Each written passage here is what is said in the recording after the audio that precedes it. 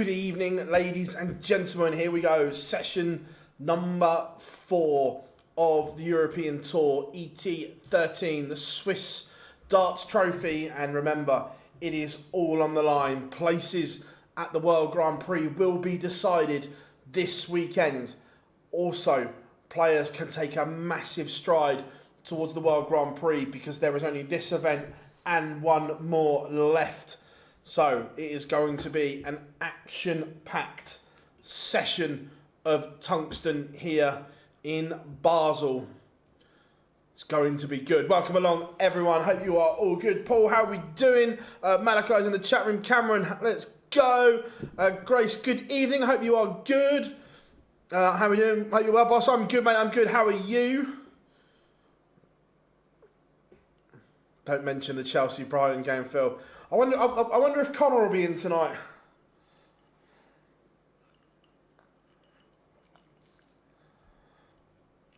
So, welcome along. First up, it is James Wade against Ryan Joyce. Ryan Joyce has won the ball in that one. Then an absolute massive game on both sides of the Grand Prix race. Martin Schindler against Ricardo Pietreczko.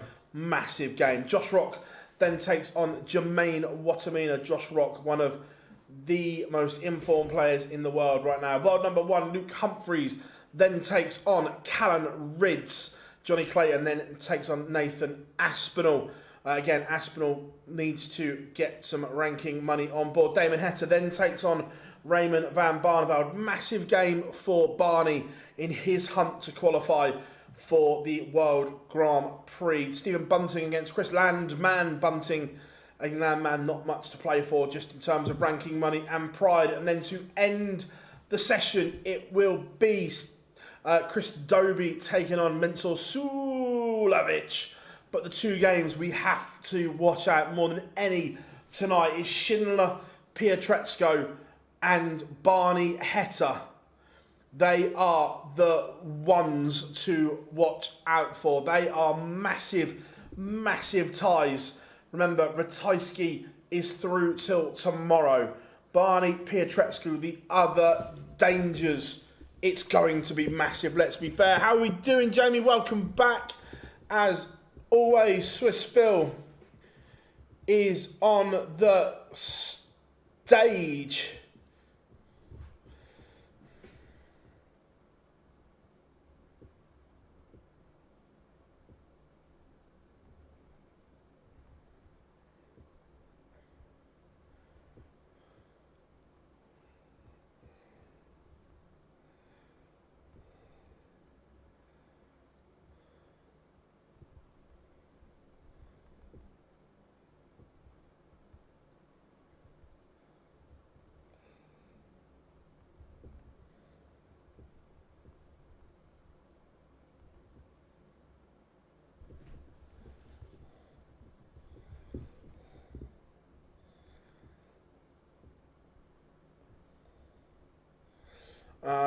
How are we doing, Claire? Have you played the new FIFA? No, I'm not a gamer at all, Claire. The last FIFA game I bought was FIFA 11.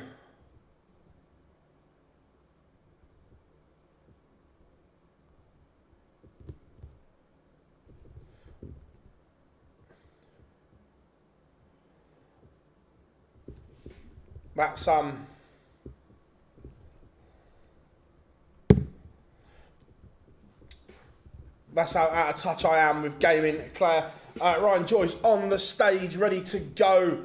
Remember, James Wade playing really well at the moment.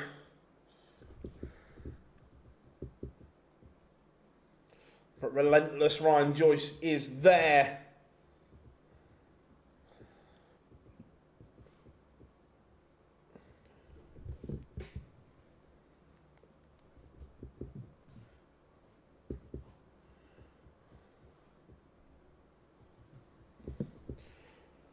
Not sure about Swiss Phil's dodgy tash.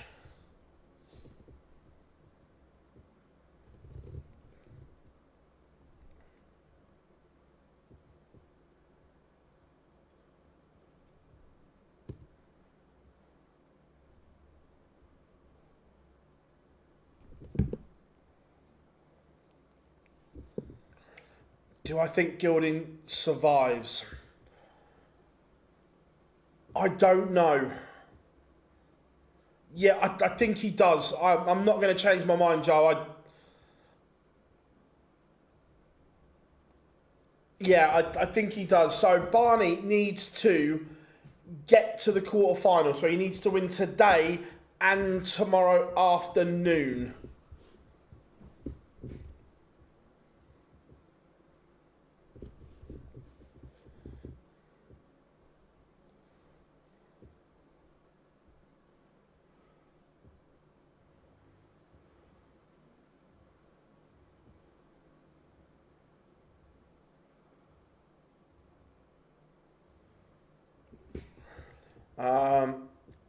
Two more wins, Cameron. Two more wins. Evening, Scott. Hope you are good.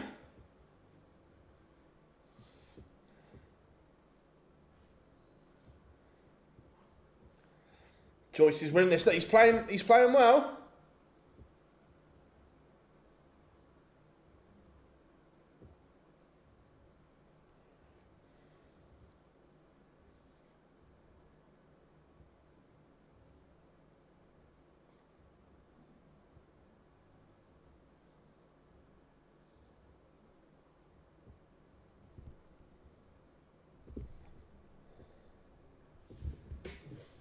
Both players on stage.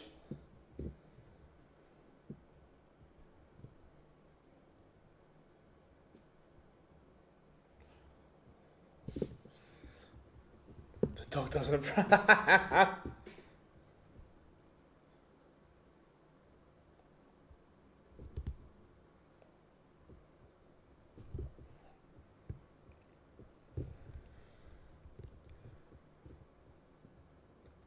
Have you become a James Wade fighter? No, I just think look, you can't deny James Wade is playing exceptionally well at the moment. I actually think Wadey wins, Jamie.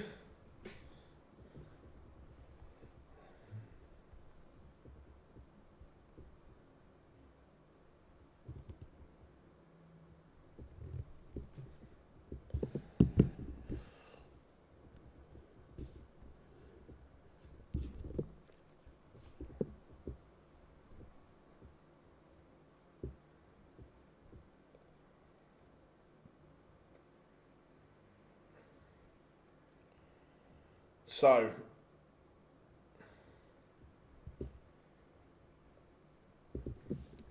James Wade has the Ryan Joyce darts under early pressure here.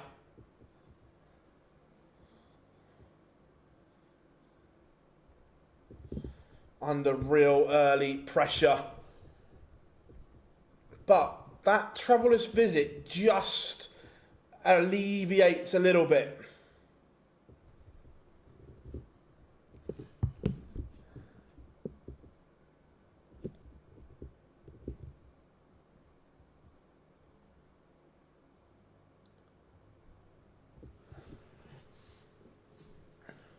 Humphries, Rydz could be interesting. It could. Look, Callum's got to play like he did yesterday. If he does, then yes, 100% he will be dangerous. But he's going to have to live up to the levels.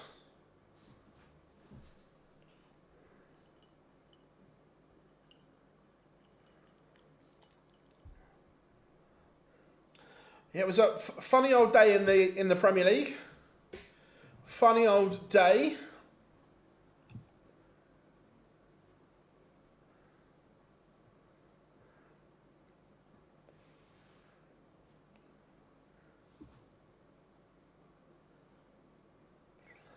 But James Wade should get one at tops as long as he hits a big 18, which he does. And of course, you know, once he's there, he's not missing tops. It's just what the machine does. Rydz in last year's World Championship. Yeah, look, we know that Callum, his A game is so good. It can compete with anyone. We've seen that. The issue is we don't see that A game enough from Callum. When it's there, it is nothing short of brilliant. But the secret, he needs to replicate it time after time after time after time. Like, if he does, that A game is good enough to be a top 16 player. But consistency is key. The reason the guys are at the top is not because they're better than the guys lower down. They do it more consistently. That's genuinely the key. It's consistency, doing it over and over and over again.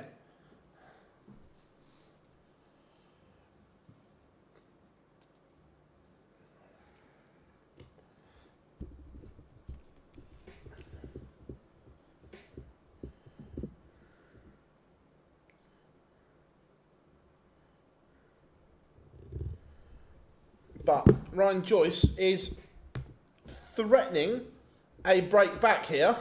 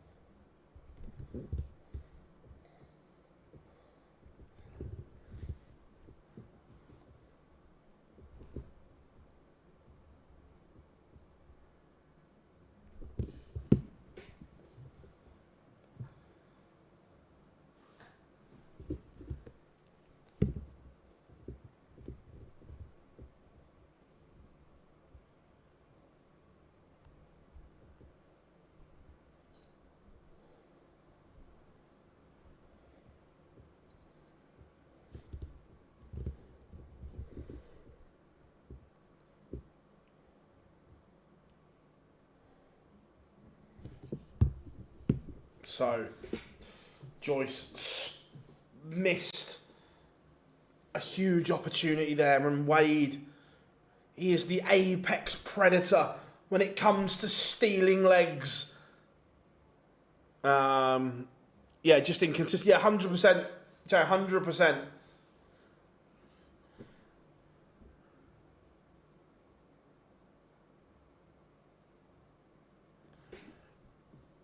Who do you think's winning the first title out of these three? Right now, I would say Van Veen.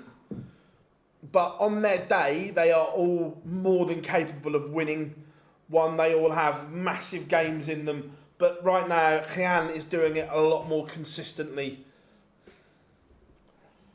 Again, everyone, make sure you get your daily dose of pineapple in.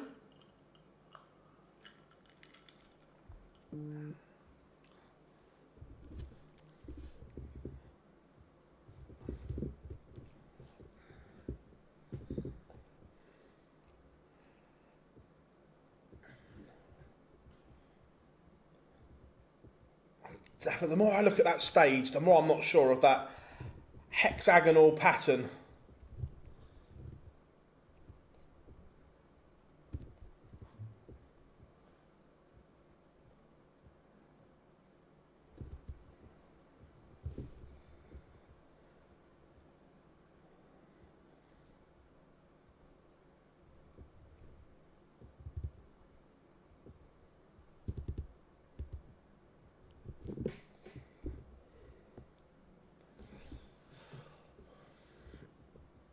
So, this has to go for Ryan Searle. Like James on tops and tens, Joyce on 8s and 16s is lethal. Has to go. Has to and does. I was going to say, he cannot miss that. Cannot. And he doesn't. Took him last start in hand. But ultimately, he is on the board. How are we doing, Cameron? Good to have you in, buddy. Good to have everyone in on this Saturday evening here at Online Darts. If you are new here, come and get involved in the chat room. If you haven't yet, make sure you drop us a like and subscribe as well. We put Nathan Aspinall interview out this evening as well. Plenty more content coming as well for you all.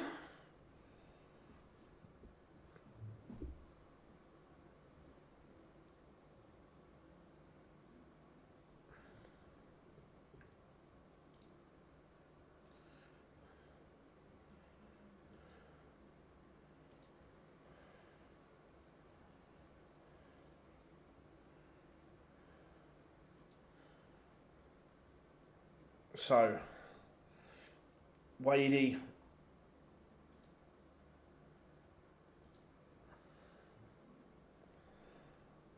Still in control. It's going to take a bit to wrestle it off of him from here, you feel. Evening, Chris. Hope you're good.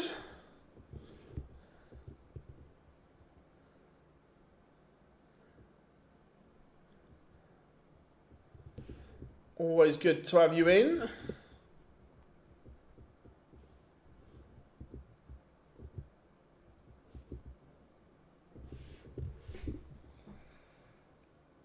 Wade, treble 18 was the target, but not too much damage done because Ryan Joyce is not on a finish.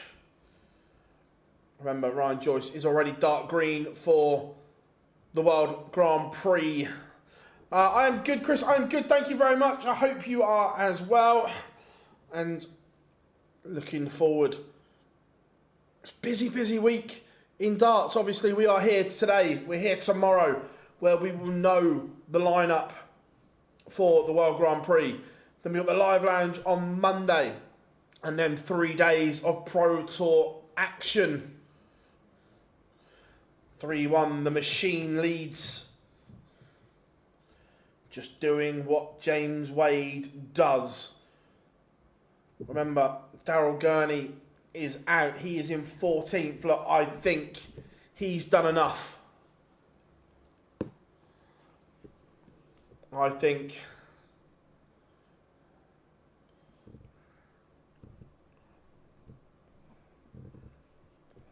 but it's just a matter of mathematically being safe. Costly cars repairs this week, wounded. Yeah, to be fair, I had to shell out for mine as well to get it through the old MOT. It wasn't too bad, to be fair.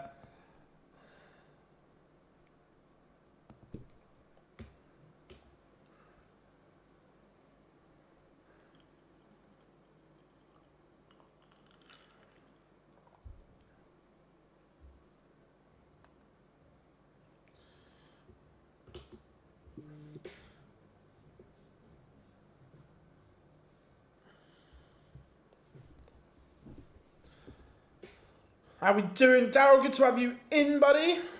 The big fish for the machine for a double break. This would be so James Wade. So James Wade. Oh, he misses the ball for what would have been a fabulous finish. When do you reckon Littler will overtake Humphries as well, number one?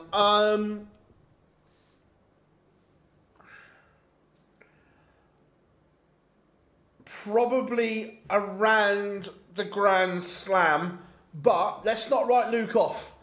Luke Humphries is more than capable of defending that money. Remember, he's got a free shot at the European Championships, which is 125k off the top of my head. So he's got outs.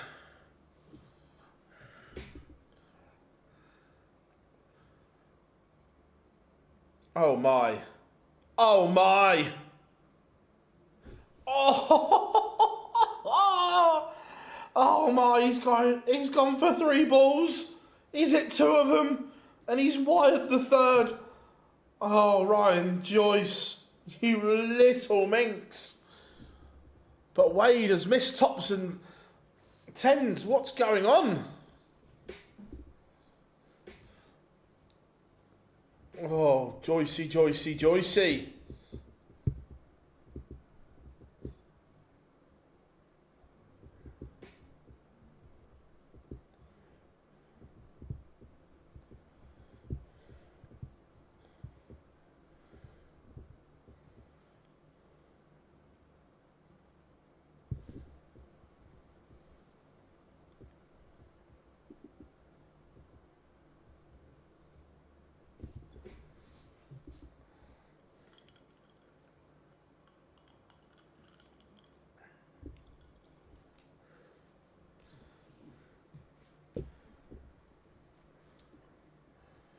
So, James Wade has had and missed opportunities to extend his lead. Ryan Joyce is still in this contest.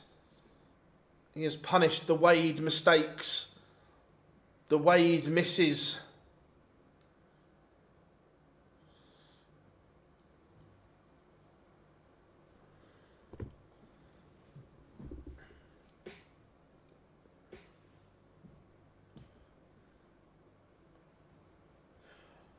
I didn't watch any of the game, Daryl, to be fair.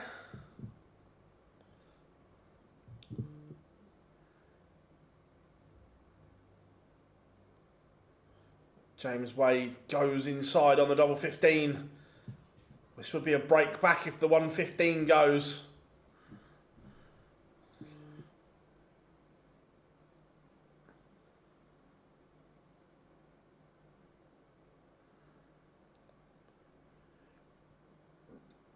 So, 115 doesn't go. James Wade, recovery incoming. Or is it? He's missing doubles today. The machine is misfiring. Normally, ice cold on the outer ring. But. Today, they are not going for him. And Ryan Joyce has punished another mistake. And it is 3-all.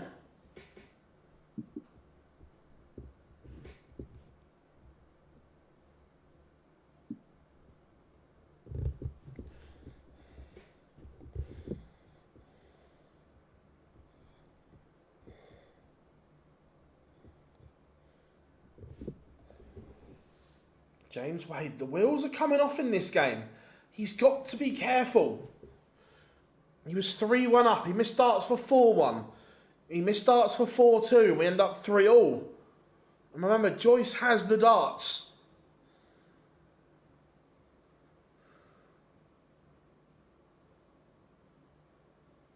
But better from Wade.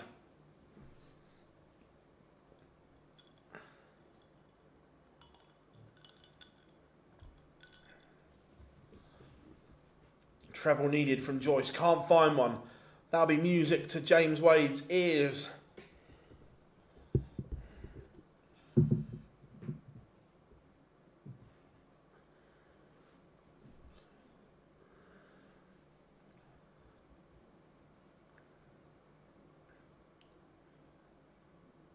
just feel James is one of those players that he plays the situation.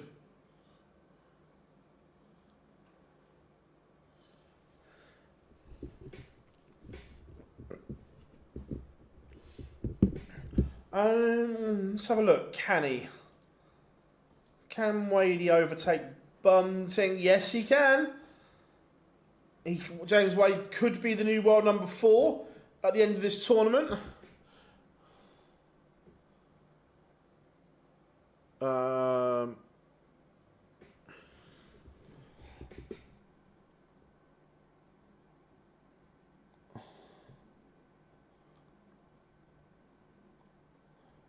It's all right. Don't worry about it. Don't worry about it, Jamie.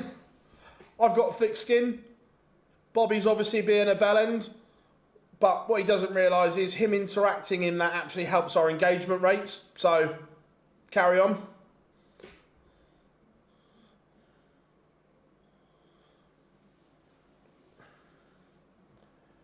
James Wade back in front, missed opportunity from Joyce.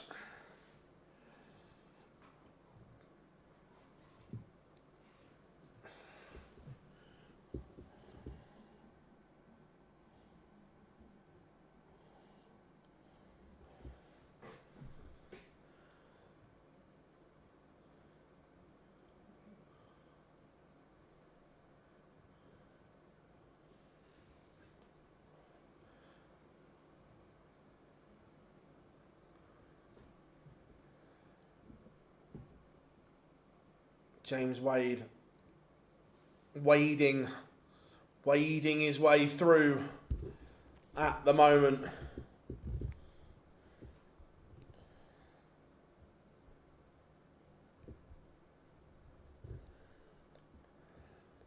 if Ryan Joyce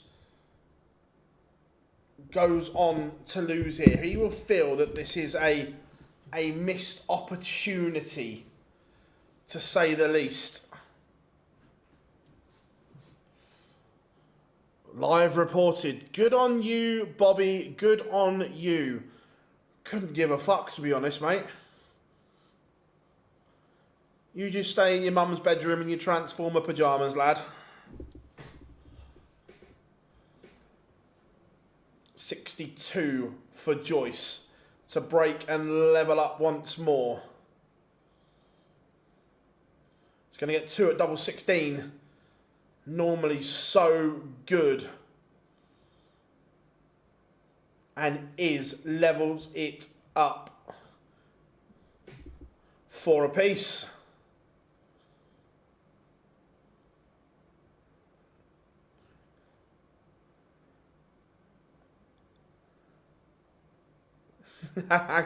Chris, you know.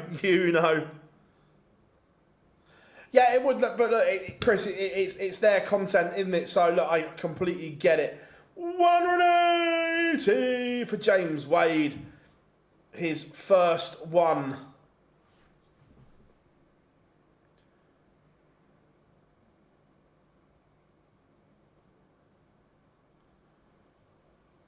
Couldn't treat us to a 9, could he? No, he couldn't. But again, even though he's at the max, Joyce is still going with him here. James Wade averaging nearly 93. But Joyce is down to a finish first.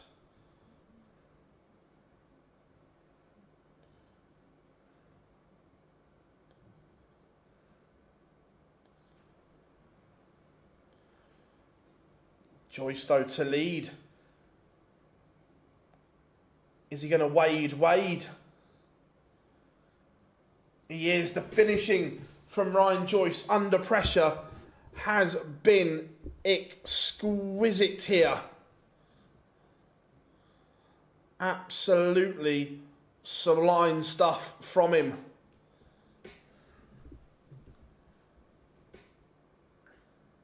You know, Daryl, you know.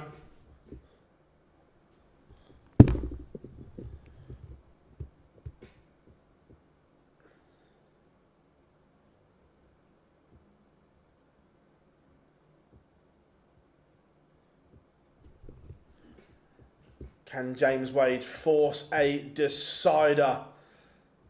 Tense moments in this match. Just looking at the pictures, you wouldn't know it though, because James Wade and Ryan Joyce give a little away.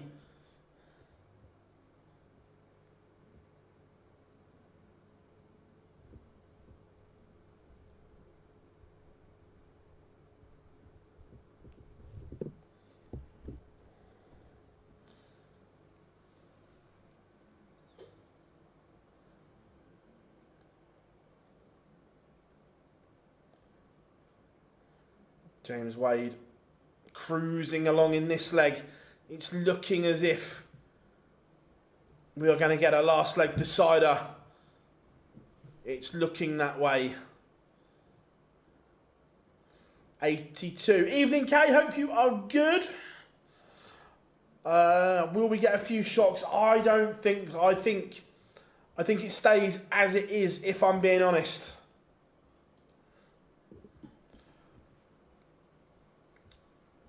I thought Willie O'Connor was the one potentially. That could I see Barney winning today? Yes, but then he's got to back it up tomorrow. Is the thing.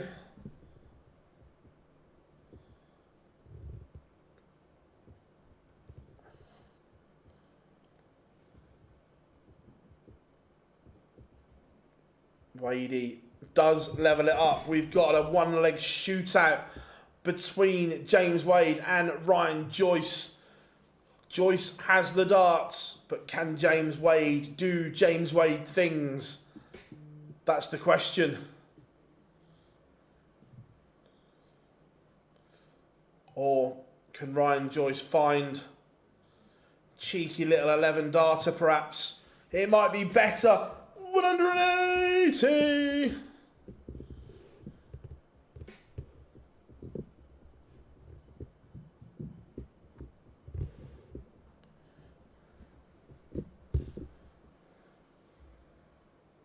It's advantage Joyce by a mile.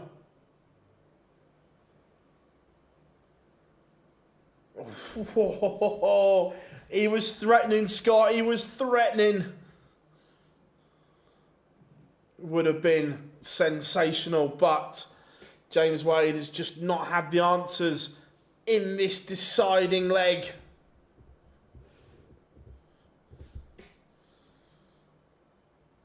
He's down to 84 after 9. Under pressure, immense from Ryan Joyce. Absolutely immense.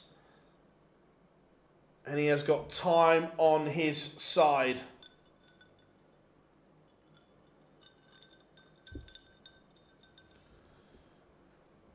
Ryan Joyce is just going to set up his beloved double 16.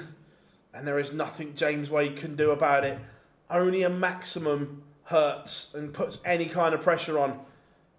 How are we doing, the dart room from New Hampshire? Good to have you back in. I hope you are good. I said only a maximum hurts. That gets him to 103. Is that enough pressure? No, it is not, because Ryan Joyce seals a 6-5 victory over the machine. James will have to wait to try and become the new world number 4. And it is relentless Ryan Joyce who goes through. It's good from him. Very good. The finishing from around the midway point was nothing short of exquisite.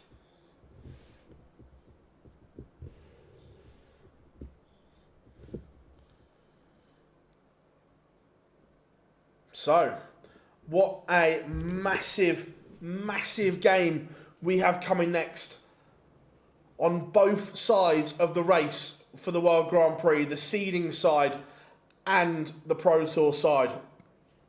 Riccardo Pietreczko against Martin Schindler. Pietreczko has won the ball.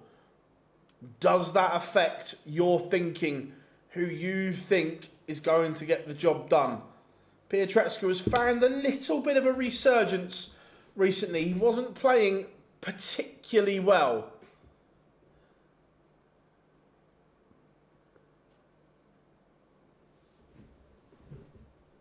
Shindy.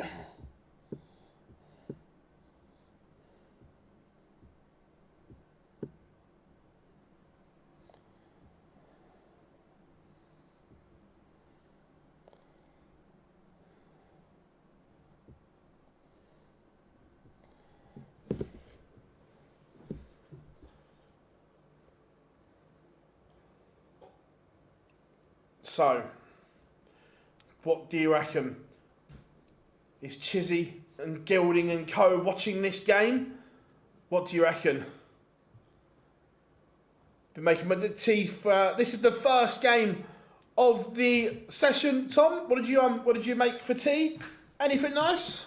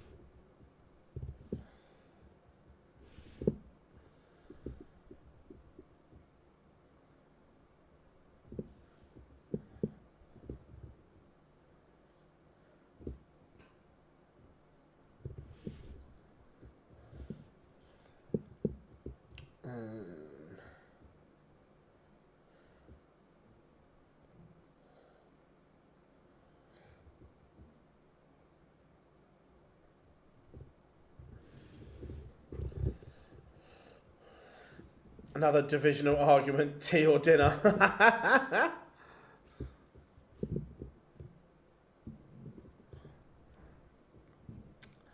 To be fair, I call it both. I think it's quite a. It's definitely tea up north, isn't it? What's for tea?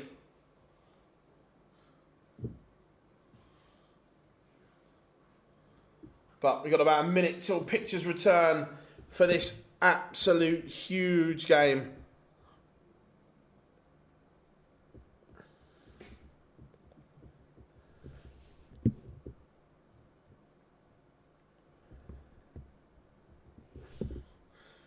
Tea up north, lunch is dinner.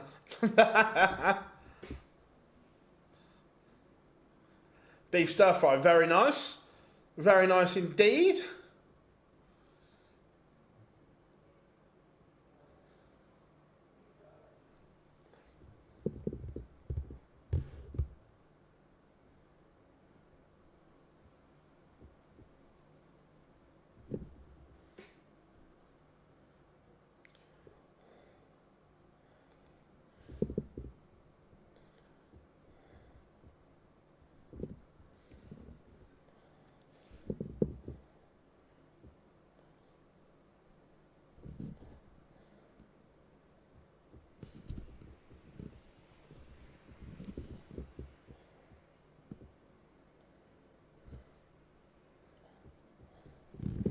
Right, pictures are back.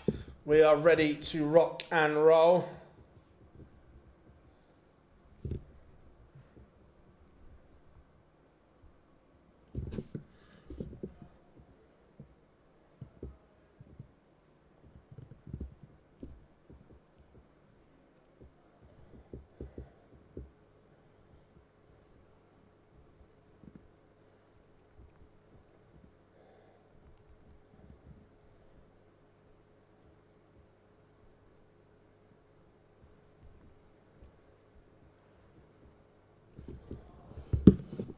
So, game one in the ledger. The number 13 scene, Shindiggity Martin Schindler coming next. What a game this is.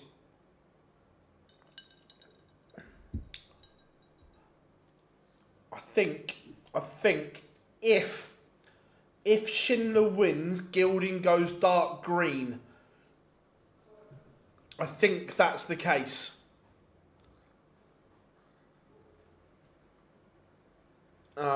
Evening, Adam. Hope you are good, my friend. Barney's the closest, but he's got to win today and tomorrow afternoon. I think Gilding survives by the skin of his teeth, but let's be fair, he's not in any form. There's a few that you'd want at the moment in that dark green side. There's a few that you'd want that aren't in the best of nick at the moment.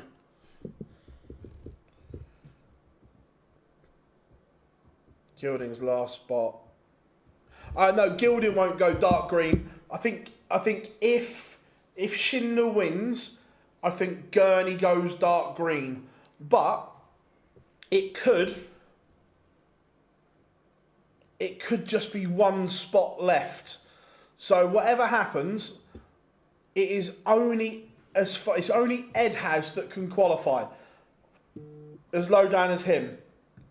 So if Pietreczko and Barney loses, then Gurney and Ratajski go dark green tonight.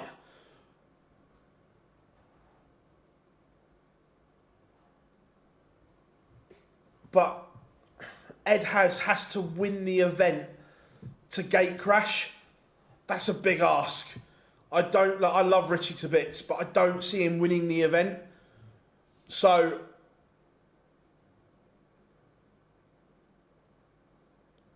I think it stays. The only question is if Schindler is seeded or not for me, Adam. Is RVB or both of them on tonight, Daz?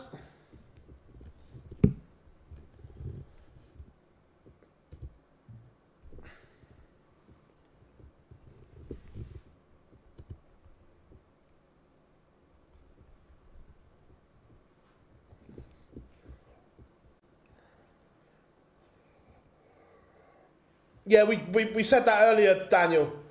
But you got to remember that it doesn't actually change anything,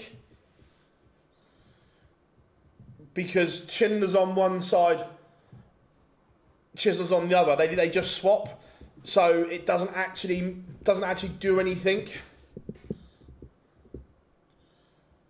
Barney is gate crashing this. Watch this space. So let's have a look. If Raymond wins, it is done. Right. I didn't realise. So if Barney wins, he's got Ed House, so they both can't make it. So effectively,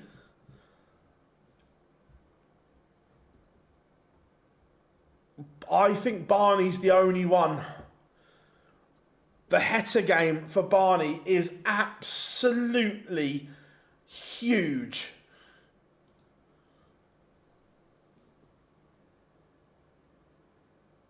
No, not quite. Look, even if Ed House beats Barney tomorrow, and that Barney's still got to win his game as well, by the way. But let's just play along and say Barney wins tonight.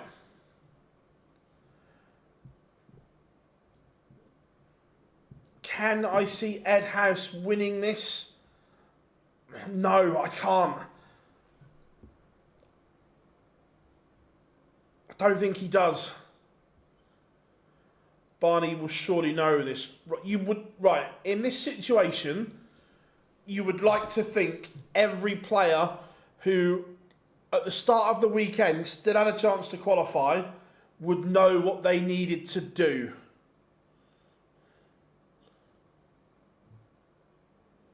You would severely hope so, Adam. You would severely hope so.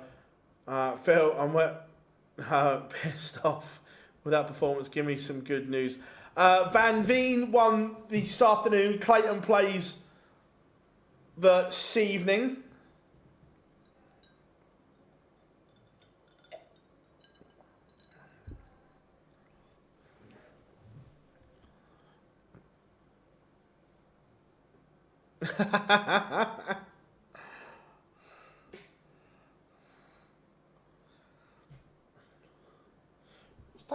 I don't think it's raining here. 2 seconds. No, it's just to make you all feel better. It's dry in the south of the UK. Let's have a look out the window there.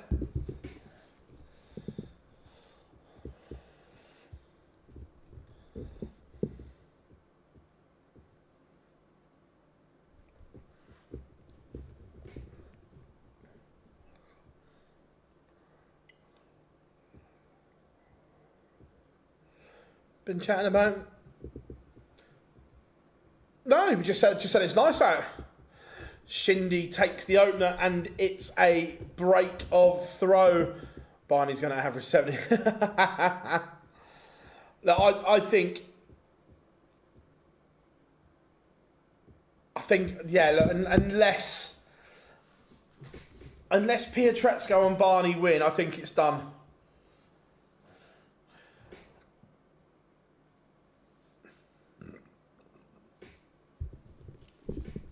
It's an early break of throw for Shindiggity.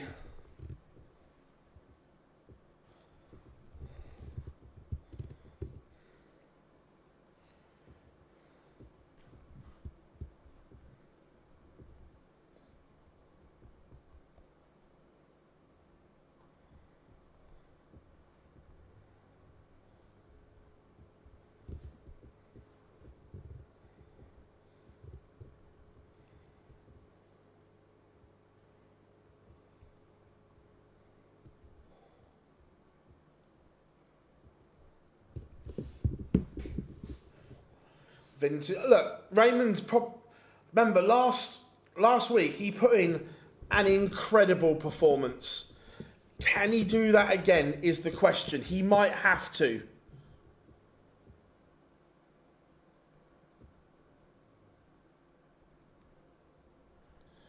He might well have to.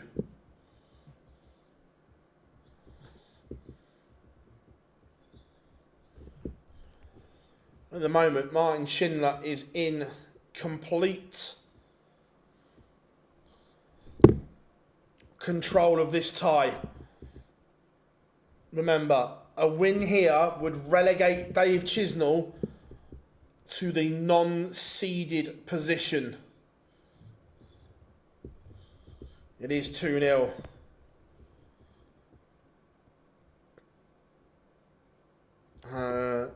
Richie has not qualified for the last two. There's only one more after this one, Matt. This is 13, then we've got 14 to go, so there's only one more after this.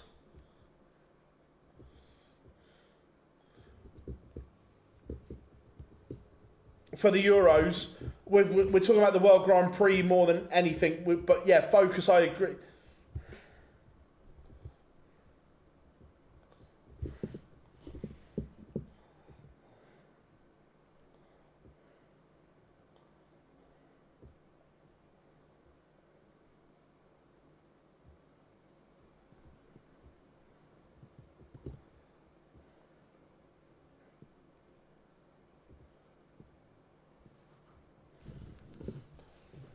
How we doing, Matt? Good to have you in, buddy. Hope you are well.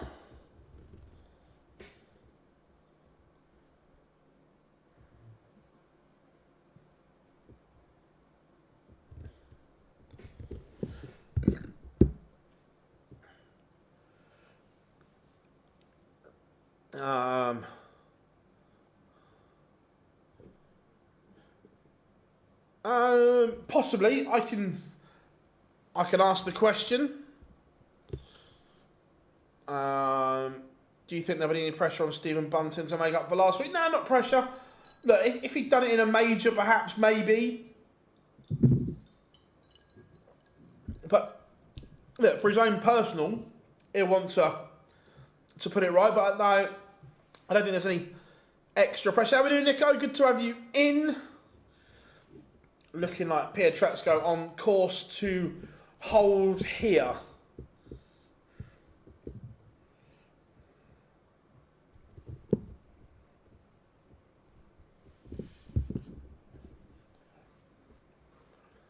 But now there's pressure on tops. Oh my Pietreczko. What a rescue job that is. The old 1-1, 19.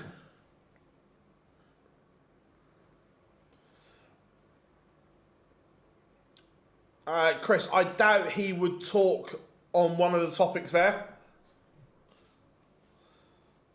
I think he would very much navigate away from that conversation.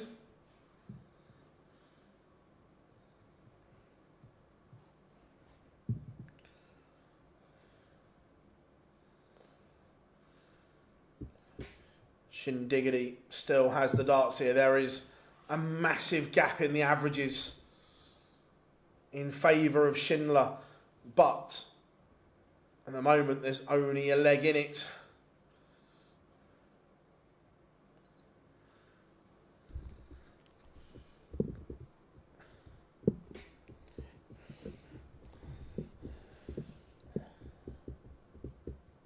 Again, Schindler down to 1-2-1. This is very, very good, very tidy from him.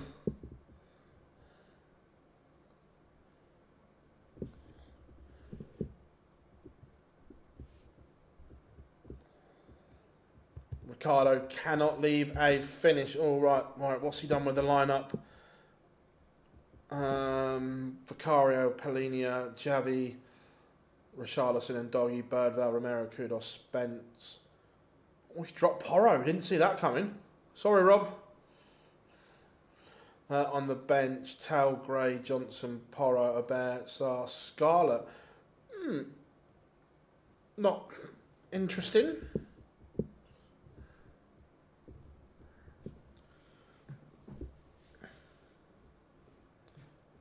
(3-1) it is.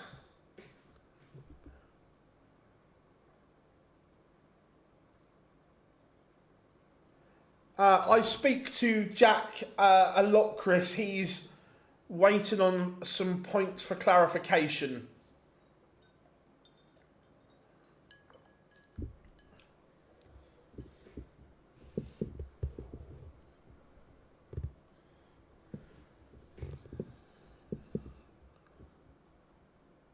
Schindler has upped his average to over the ton mark now.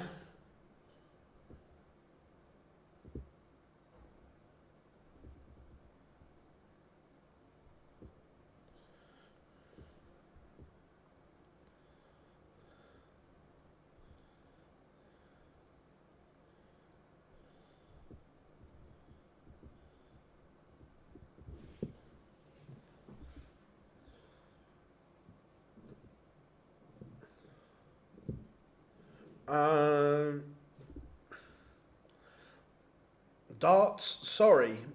Doesn't make much sense. But we'll go with it. We'll go with it. How are we doing, Midlands Darts? Good to have you in. Hope you are good.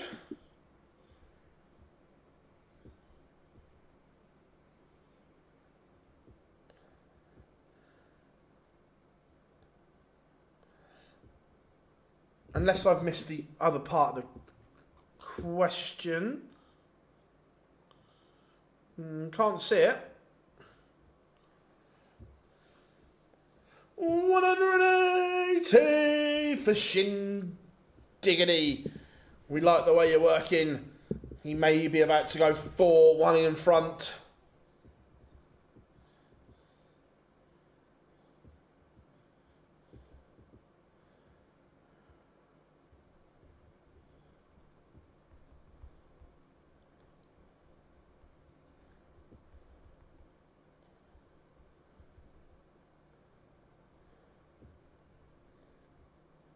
Four one it is.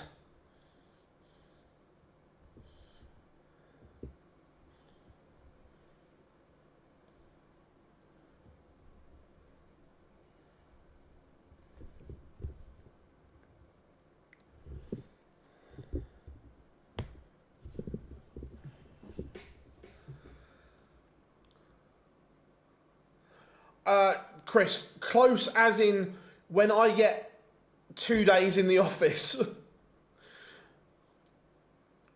Time is the essence in this.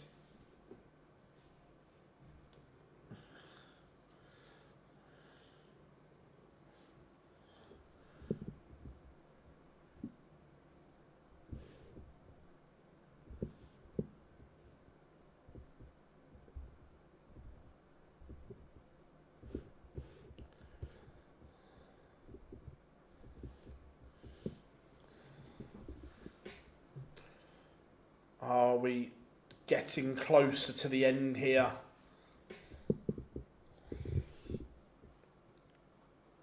It's looking like one-way traffic. Pietreczko just cannot get this average up where it needs to be.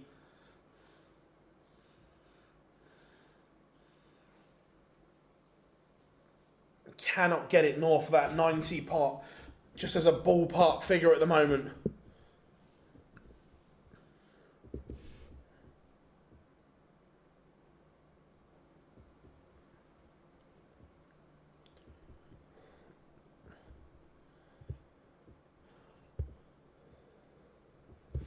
So 160 for Schindler.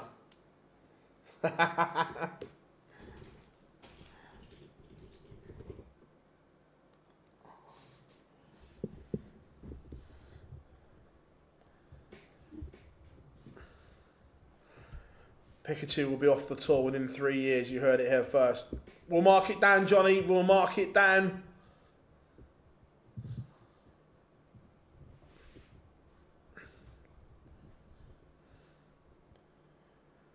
We're looking at some hoodies and some t-shirts.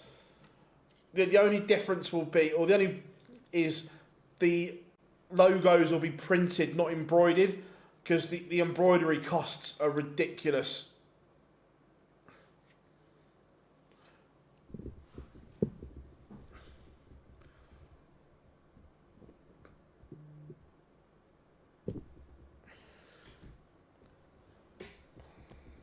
Good stuff. If this goes from Shin Diggity.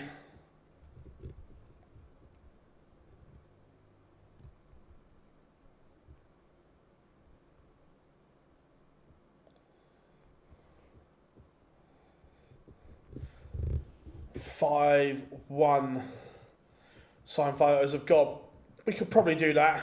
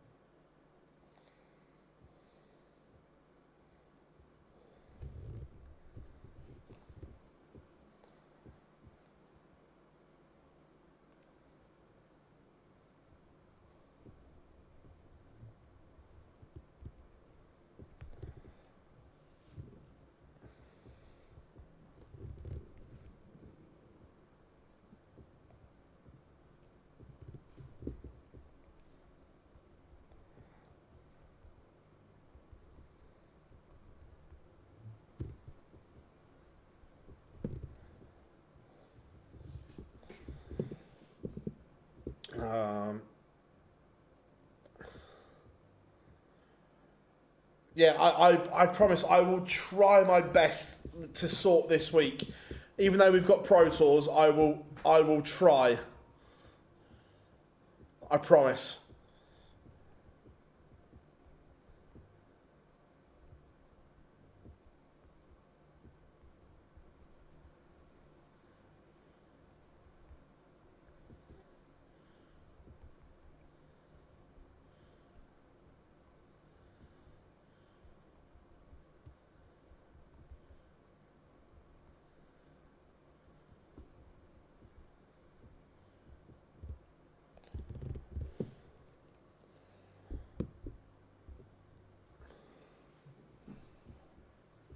Pietreczko, is this a lifeline to keep him in this tie?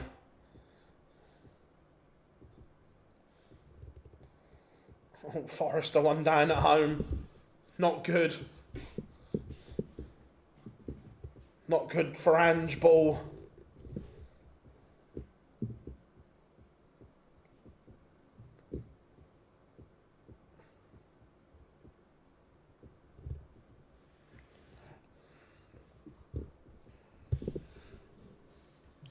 Five, 2. Pietreczko still in this one.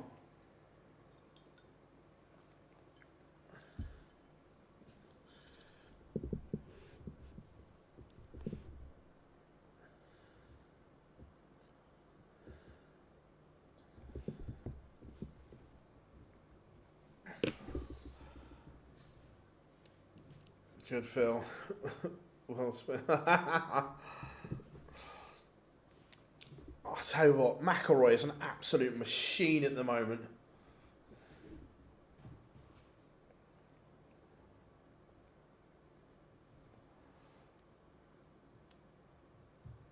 Pietreczko needed another treble there.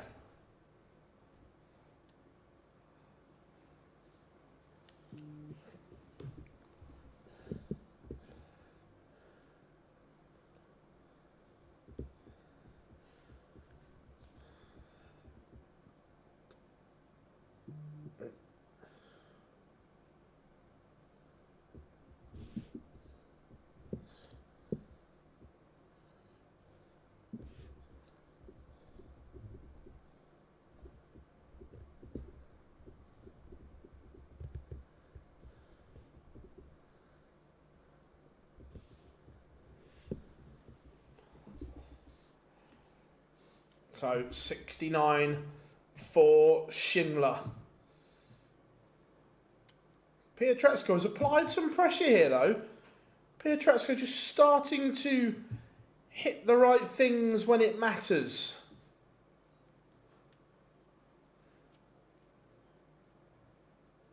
But Shindiggity, Martin Schindler punishes, and it is a 6-2 win for the German number 1 over the German number 2, and will give darts rankings a minute to catch up. But I think Daryl Gert More than that, with that victory, Ratajski, Gurney, Ratajski and Gilding have all gone dark green. There is only one spot left, and that is Dave Chisnall. Gurney, Ratajski and Gilding are all dark green. Now, it is Dave Chisnall or bust. One place left. That cannot be sealed today because Ed House is into tomorrow no matter what. So, Chizzy is the one they are all shooting for. Martin Schindler becomes a seed. He goes to 16. Chisnall drops out.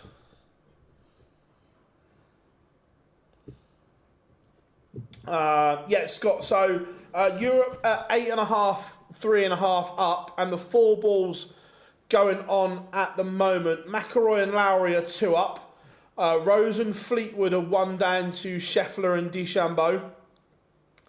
Rahm's 1 up, and the last match, Hatton and Fitzpatrick is tied.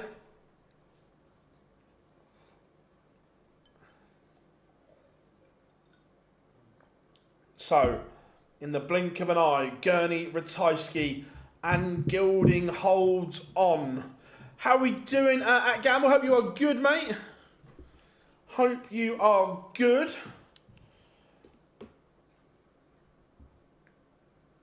So, we said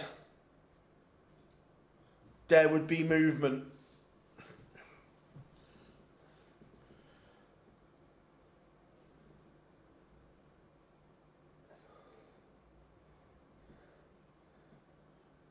Wattimena has won the ball against Rock. How are we doing, Jason? Good to have you in, buddy. I am good. I am really good. I cannot complain.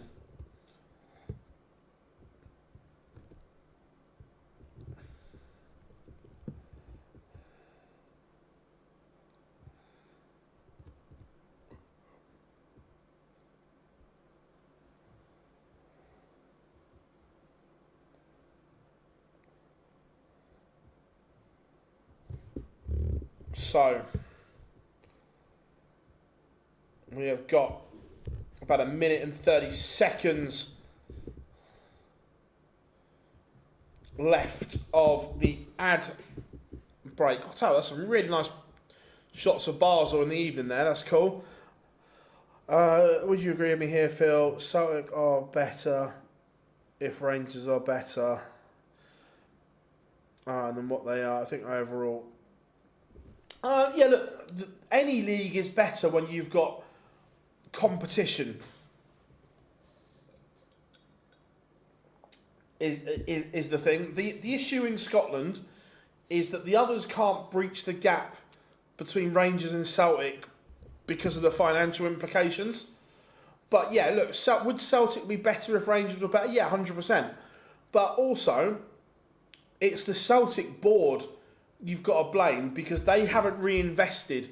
They've just taken it for granted, going, we can win with this, it doesn't matter, when it really does. They've sold, stripped the assets for profit and not reinvested it.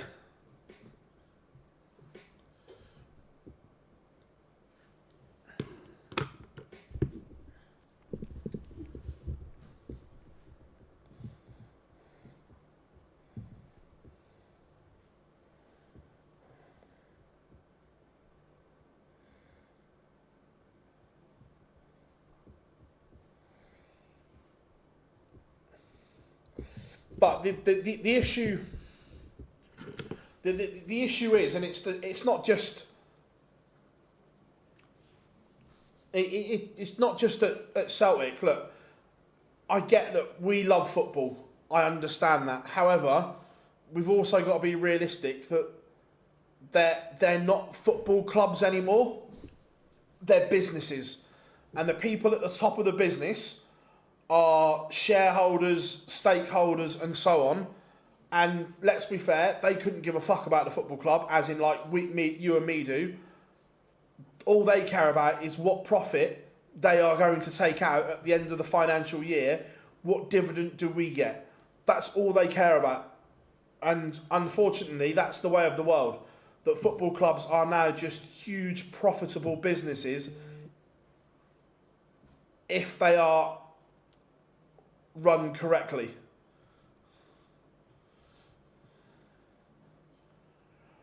I don't. If you offered Lampard the Rangers job now, I don't think he'd take it, because he is motoring along with Coventry, and he's got the Premier League in his sights.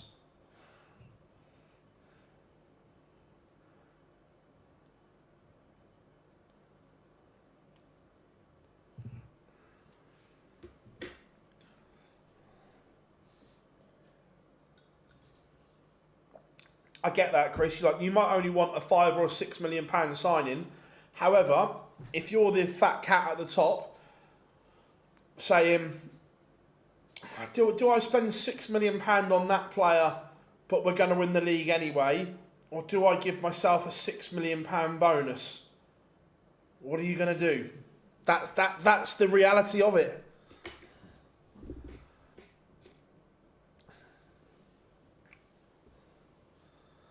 As Chizzy put, oh, Chizzy will be dancing around an Australian flag right now.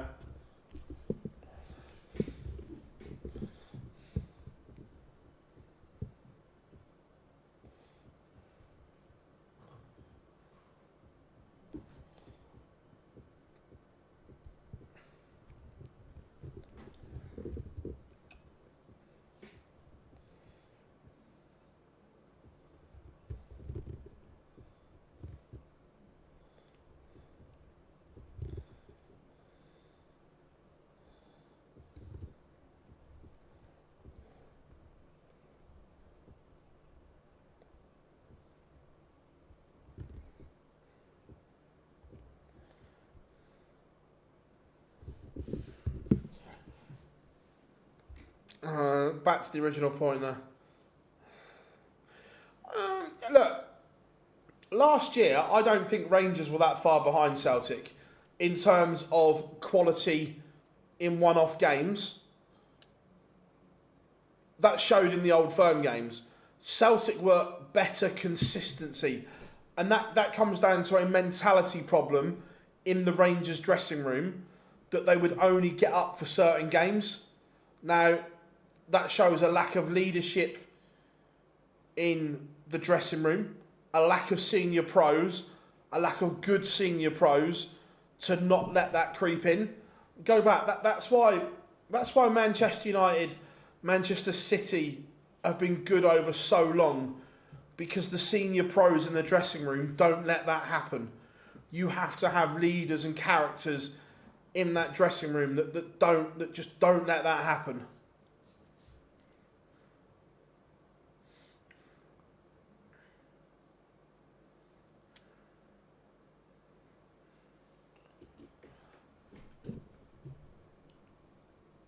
Man United outspend a lot now, but it doesn't matter what. It doesn't. You can spend all the money you want if you haven't got a good recruitment team in looking at data and numbers. It doesn't matter what you spend. You have to buy the right fit of player for your way of playing. You could spend all the money in the world you want. If it's not in the right areas and the right personnel, it doesn't matter.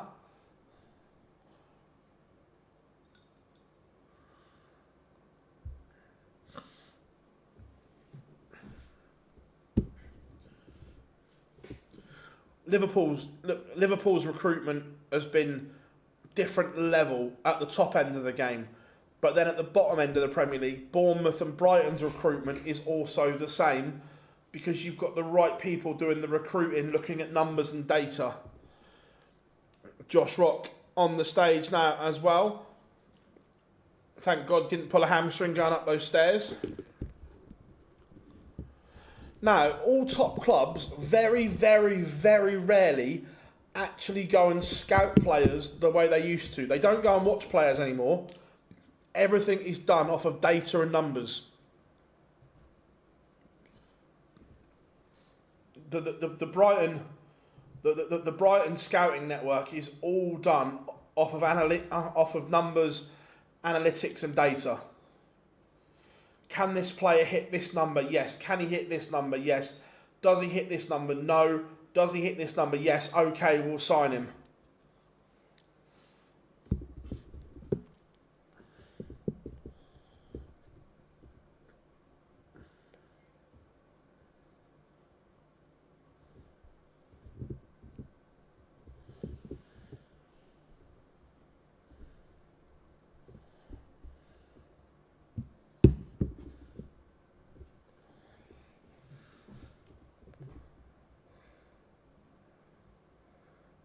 Yeah, Cameron, 100%.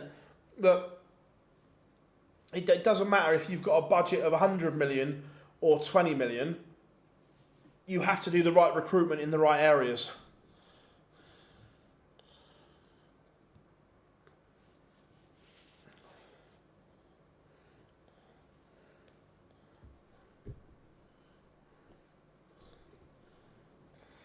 How hard is it to get this board right? Come on, operatic boy. It can't be that hard.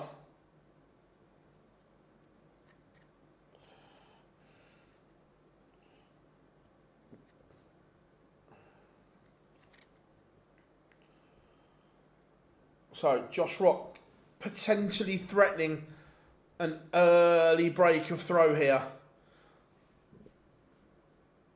100.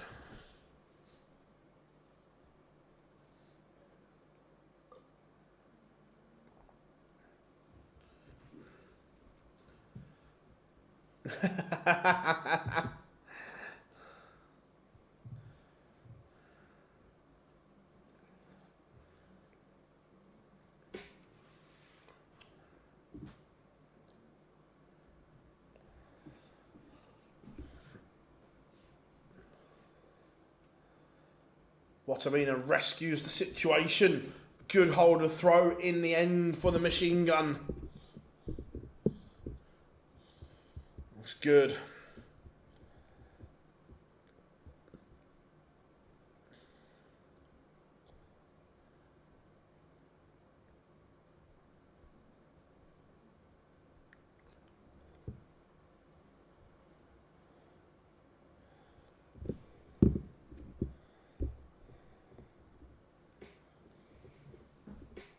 And from having his throw threatened, now it's the other way around. Wattimena is threatening the Josh Rock darts.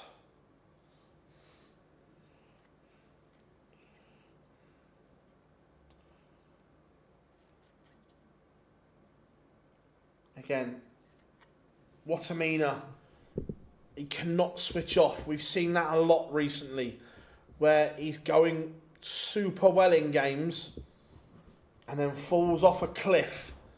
Cannot let that happen here because Josh Rock will march all over it.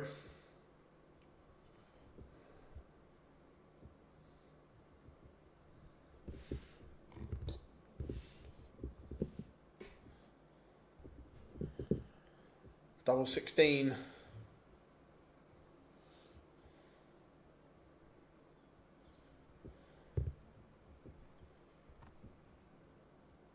It is 2-0. It is good from Rocky. Remember, everyone, if you are new here, make sure you tap that screen and drop us a like on TikTok, or if you are on YouTube or Twitch, please subscribe to our channels. We massively appreciate it.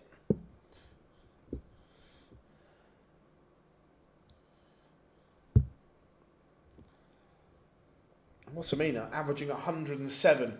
This is very good. Josh Rock averaging 87. Very, very off for Rocky.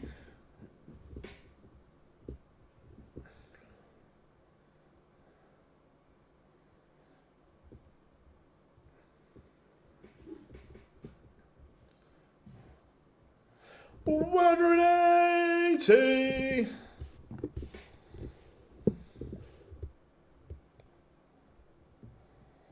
Oh, Ange will be getting sacked soon. Marinakis won't be liking this. What a start from Sunderland, though.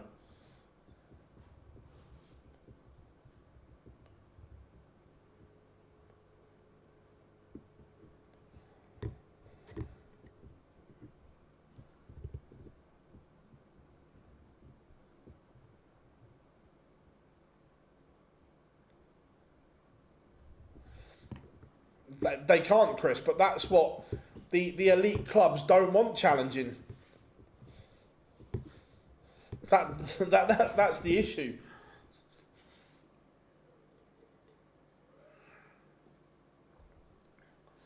It is 3-0 and Rocky is in bother here. He is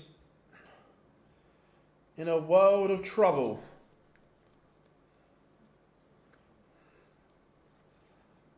Wattimena shows no sign of stopping. It has been very, very good for Jermaine Wattimena so far. Very, very good indeed.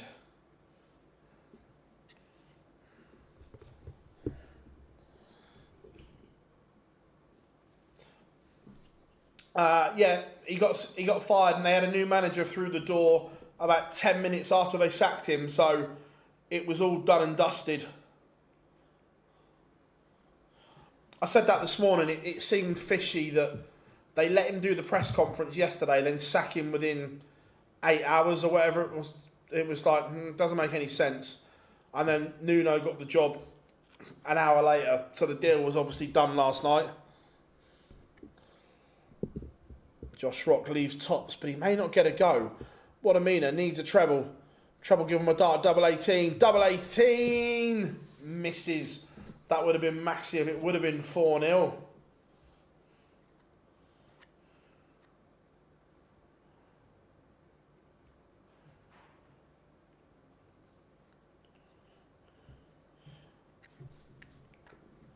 (3-1). Josh Rock holds, but still a long way back. There is around 24 points difference in these averages so far.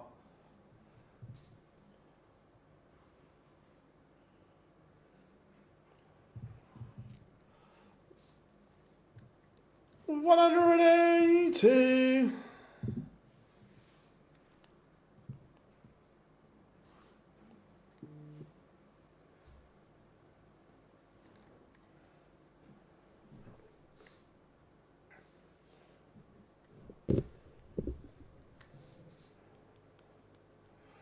Wattimena in cruise control, 116.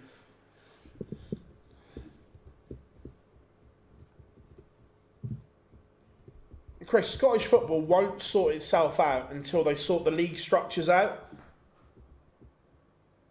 That's half the battle. At the moment, your structure is all wrong in Scotland. That's the first thing they have to sort.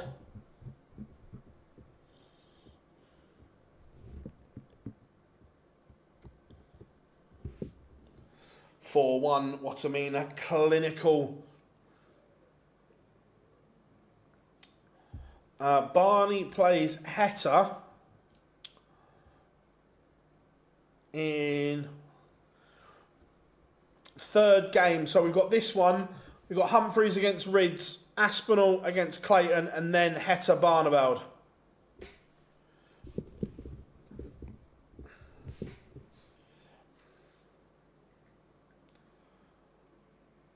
Wattimena a couple of legs away from victory here.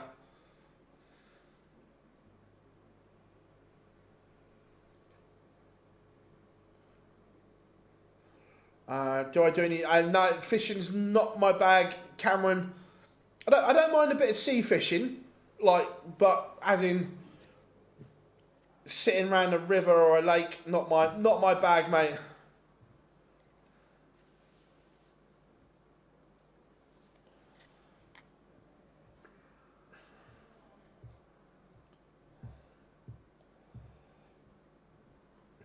It might be 5-1. It might be 5-1. It is 5-1. Wattimena has not missed a thing. He is 50% on the outer ring. Josh Rock has only had 4 darts at a double in this contest.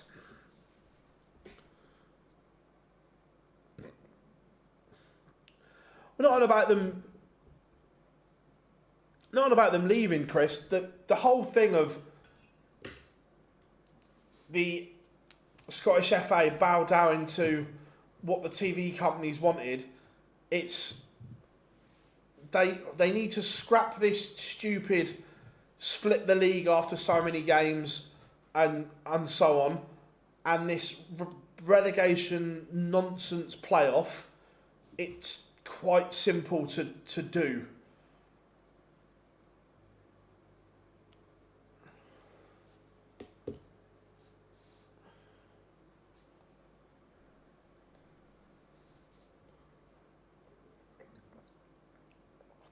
James lost 6-5 this evening to Ryan Joyce. In the deciding leg, Ryan Joyce had an absolute belter of a leg.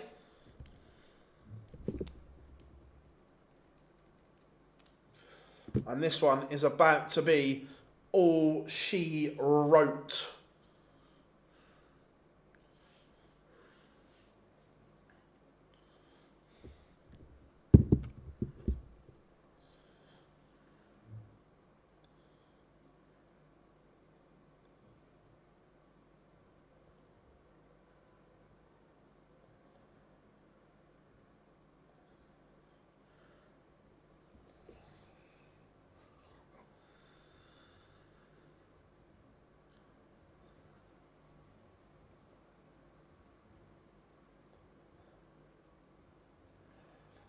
What a performance from Wattimena to beat the informed Josh Rock.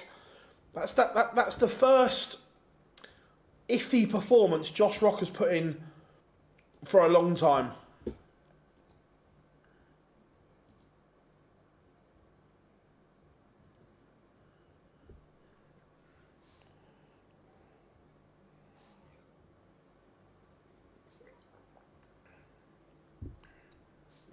So, Callan has won the ball. I disagree, Chris. I don't think he's playing as well as what he was last year.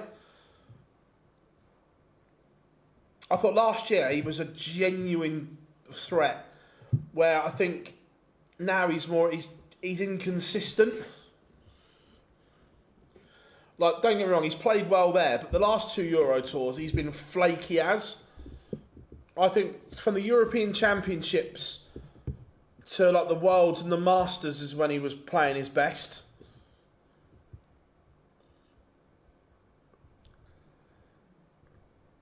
But that's individual moments. I look at consistency. For me, his consistency was better the back end of last year. It was taking good performances to beat him.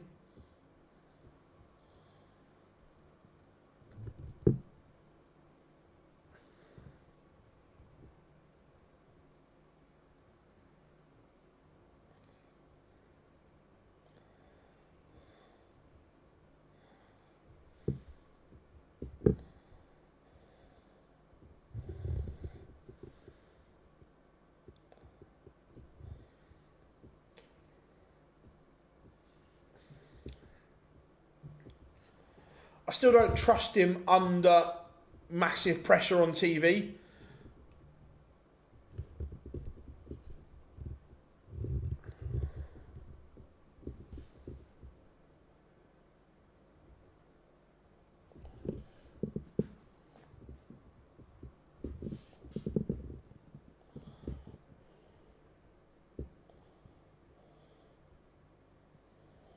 Right, we've got about 2 minutes.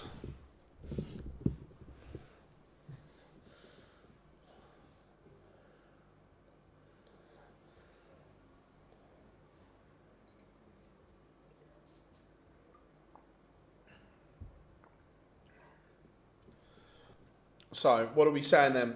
Oh, I'll tell you what. We can do this.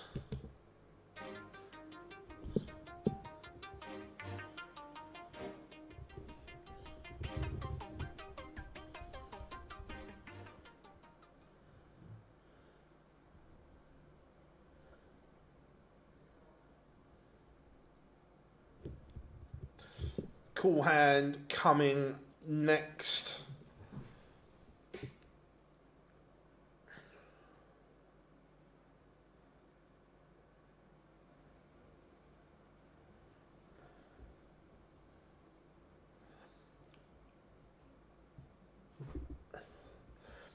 Yeah, it's a balancing act though, Chris, isn't it? That, yeah, look, he lost a load of weight and he wasn't as good. I agree. But from a health point of view, putting that, losing or having the weight, losing the weight and then putting it back on isn't good for yourself. It's a balancing act. Tough one.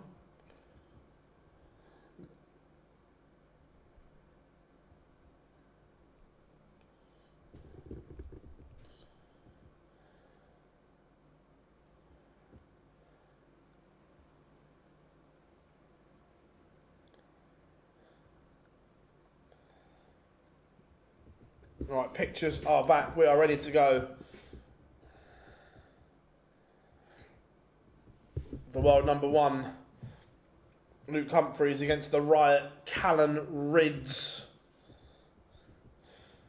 Callan's won the ball. He's going to have to play to the level he did yesterday, which was very, very good.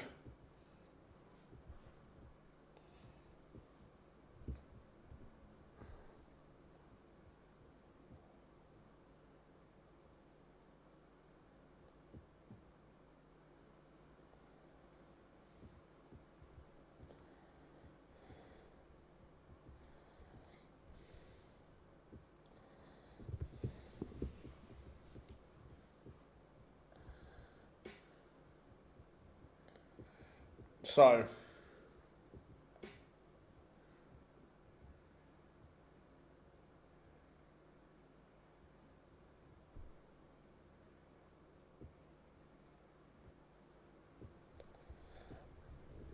what do we reckon then, chat room? Rydz or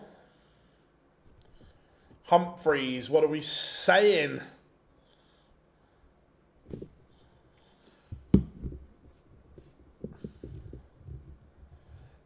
Do we really need a promo?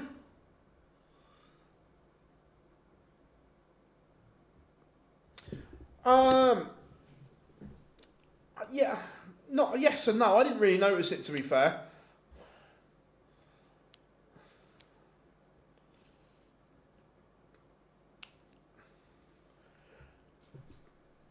Again, though, in terms of losing it weight, the only one that's done it properly and sustainably is Luke Humphries. He's the one that's done it so much better than the others.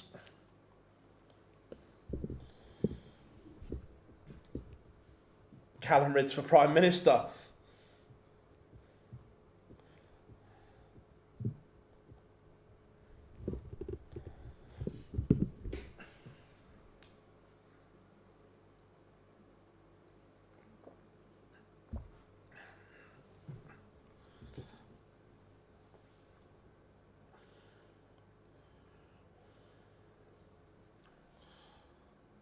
To be fair, I do. Gordon.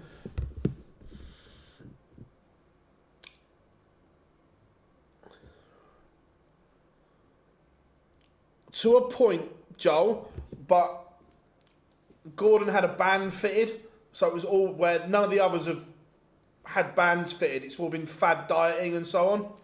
Let's just double check.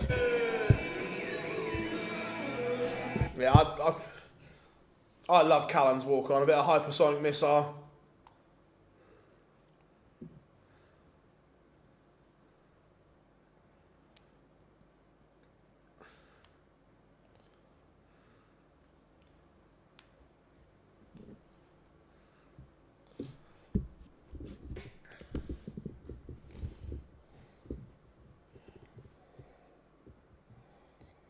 Yeah, hypersonic missile.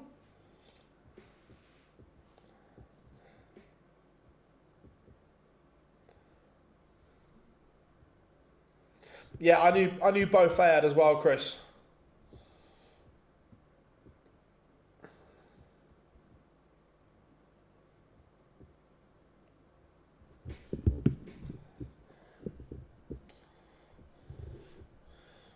Sorry, Ryder Cup, you're getting demoted.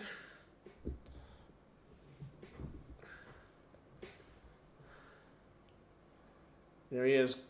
Cool hand, Lou Humphries.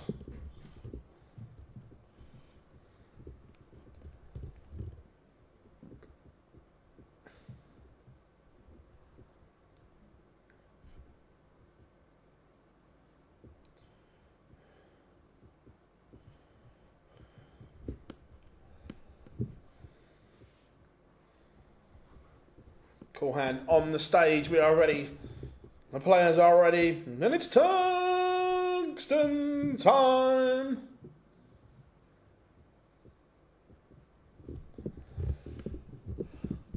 Do you think... it depends on these four balls. That Europe are in a great position, but if USA win these four balls 3-1, then it's game on tomorrow.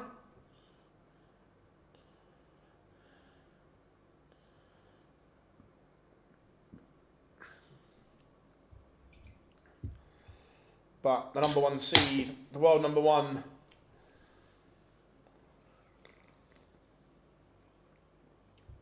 I'll be interested if in a few months Cal uses his new unicorn darts.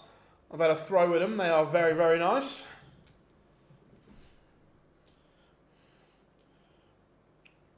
Now, here we go again. Here we go again.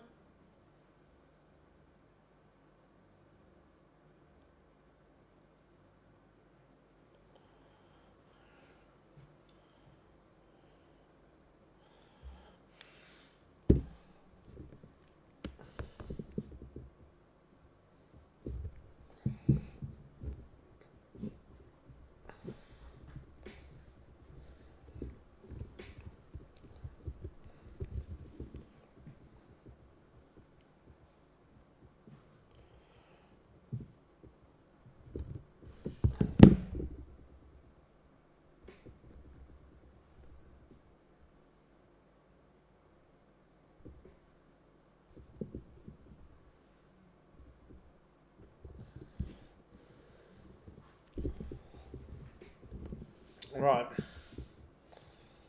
here we go, underway.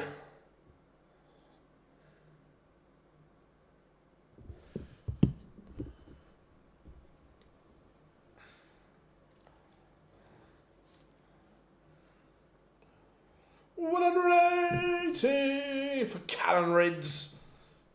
He started well, started like he finished. We all know he's a huge talent when he gets it right. He's got time in this leg.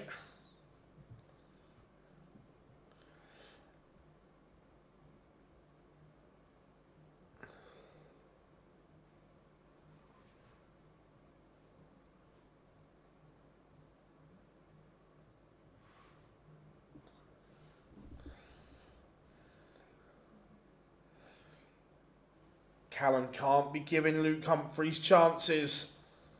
Not going to take it this time around. But not the best of opening legs from Cool Hand. Here's one for you. The other week, Sky kept debating who was the best striker in the world, Haaland or Isak. No, I don't believe it. For me, Kane's still the best number 9 in world football.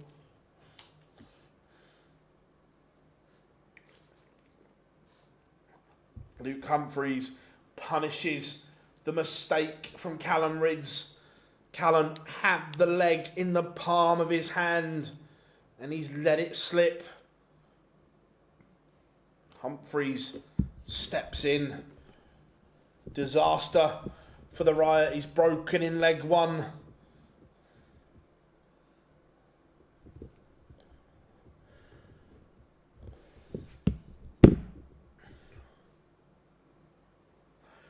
Joel, again, it's just a bit of complacency. Probably. You just look at it. And I said this earlier, Joel, I don't know if you were in that they can all produce moments of magic and good games. the reason the top 10 are better than everyone else is because they do it time after time after time. They don't do it 1 in 15, 1 in 20. They do it moment after moment after moment. It's just relentless. Humphries, 180. But beforehand, darts wasn't this sport it's become into now, where you could get away with being lazy. You could get away with not working hard, where now you can't. Because, look, mainly because of Littler, youngsters have seen the fruit of what is available and they are working harder than ever to do it. But yeah, but Joel, that's when complacency and laziness creeps in. 180 for Callum. And look, hopefully the penny's dropped. Look, I look at golf and darts very much the same. To be an amazing golfer, you have to put a lot of time in on things like technique, practice, repetition, doing it time after time after time. And I think darts is very much the same. It's very much a feel sport, like your little iron shots around the green. I compare them to your set-up shots and so on.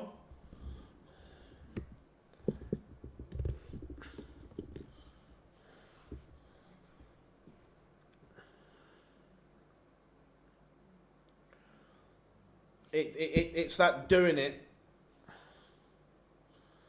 all the time.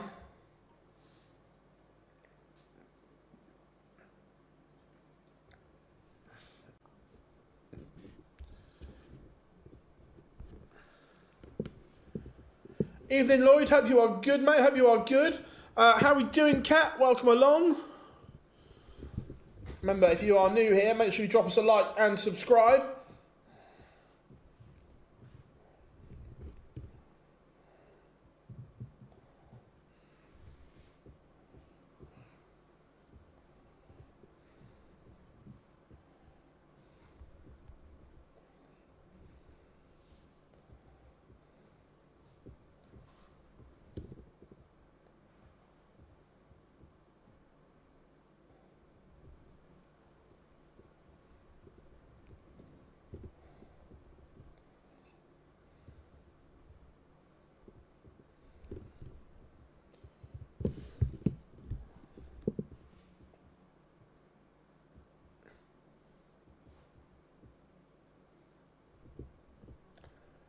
Humphries looking at 108 for 3-1.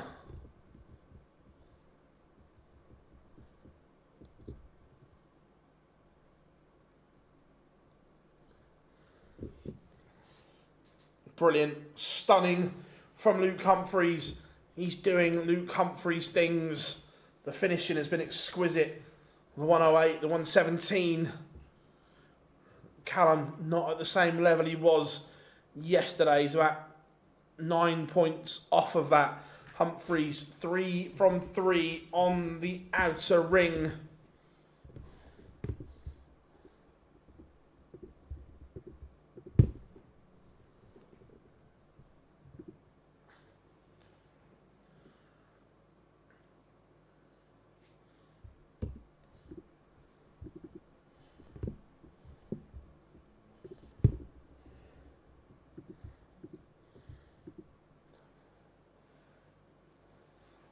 No, Dobey's on last, I think.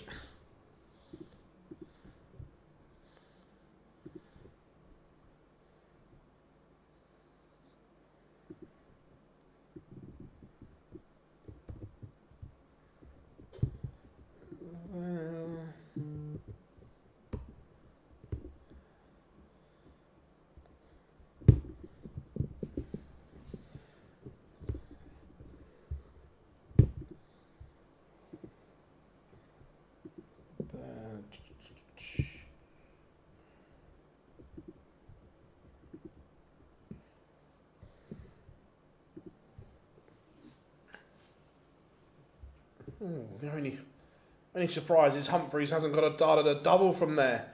Callum Rydz, this 84 have to go.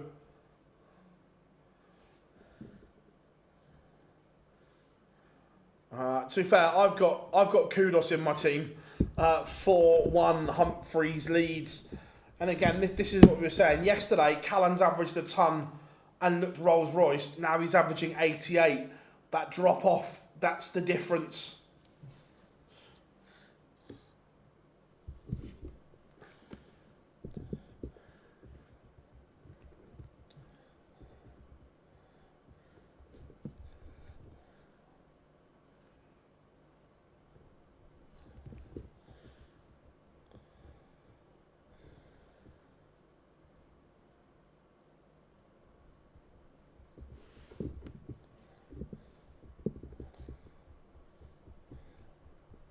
Rydz is going to have to find something, or this could be an absolute bamboozling.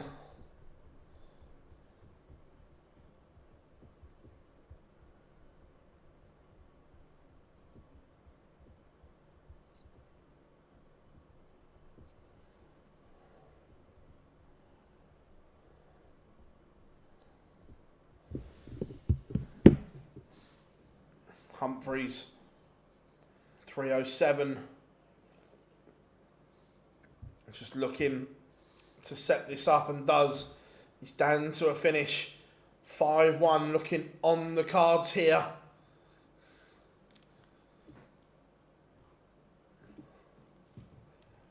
It's been good from Rydz up until today. Yesterday he was so good. So good.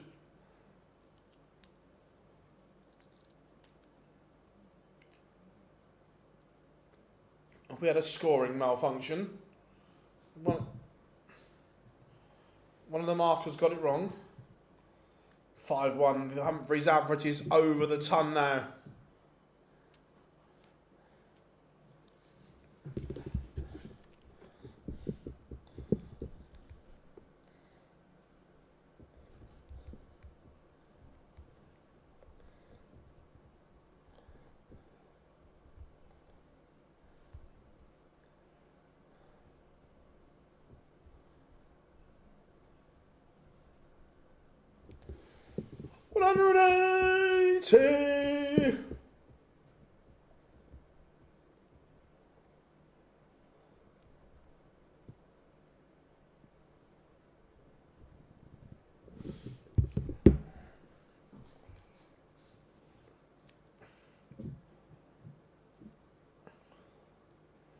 Van Veen to win this weekend.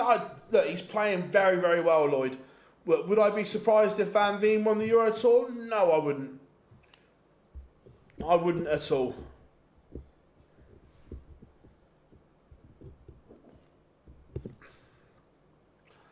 So it would be great if we can get another 10 of you to subscribe, just to get us to another little landmark.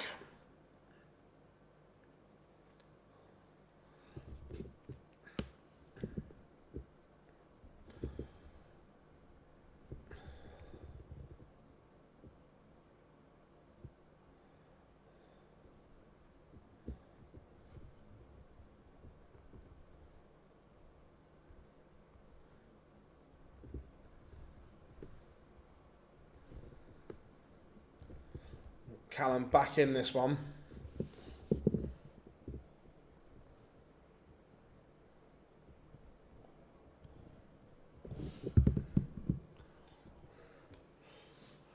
Humphries starts strong. Callum just never got into this from a scoring perspective. He's always been chasing.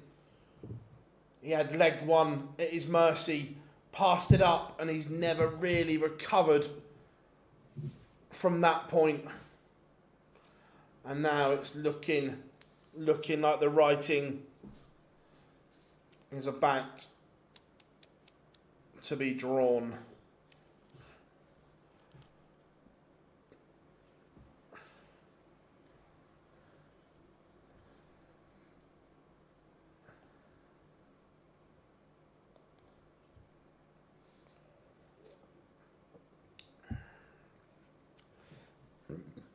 Do most of those other darts YouTubers do buy some? I possibly couldn't comment on that, Johnny.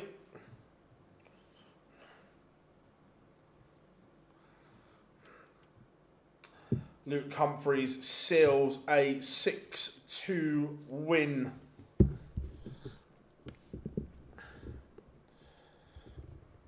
And Cool Hand sails through.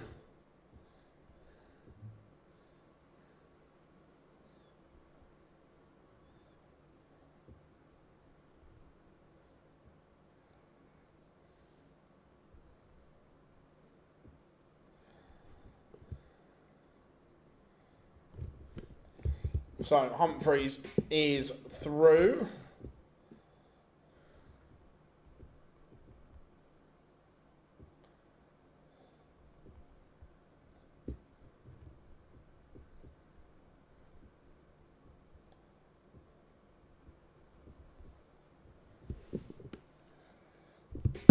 So, cool, calm and collected from Cool Hand.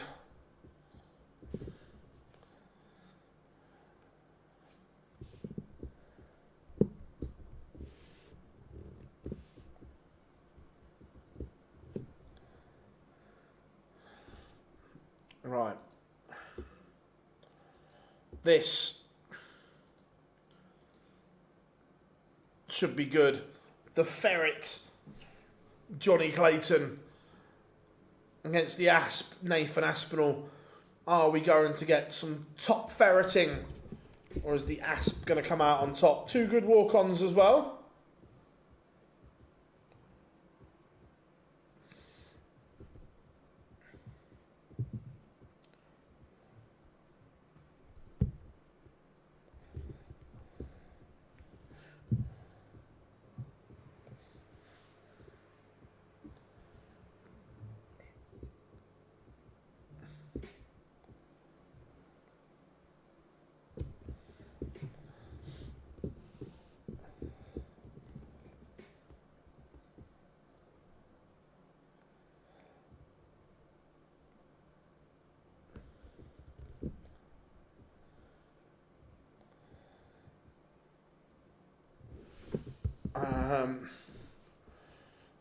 Let's have a poll.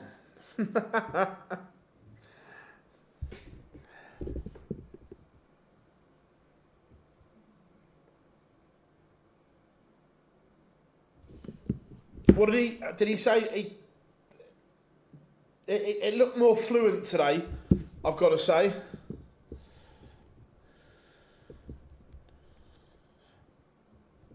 Johnny, I've just pinged you a message.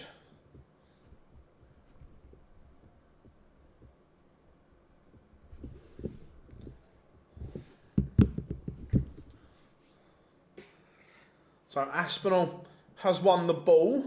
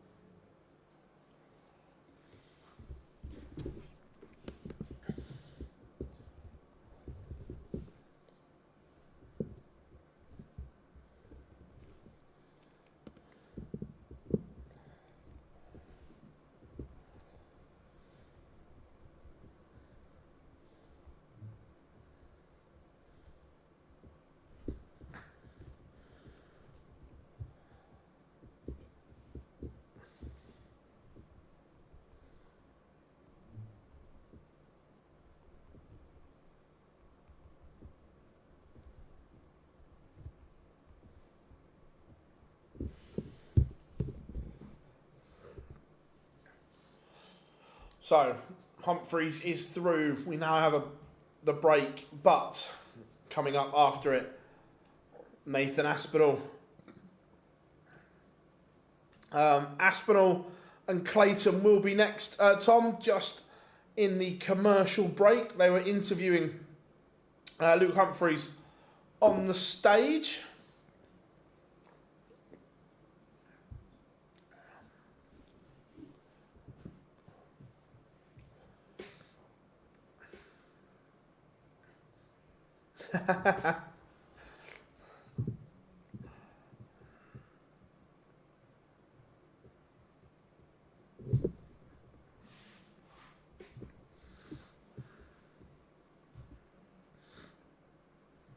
So, score predictions then. Aspinall or Clayton? Who are you going for? Alfie, I don't know, I didn't have it on, so if someone, I think it was Marcus that said it in the chat room. If you can, did he explain?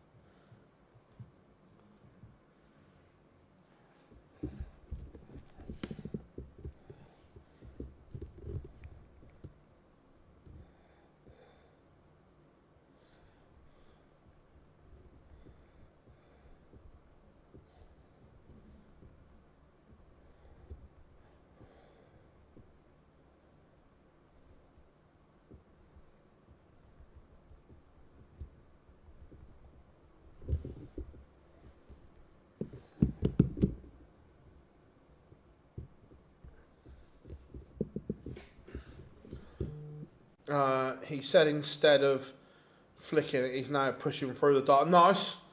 Yeah, to be fair, it looked solid today.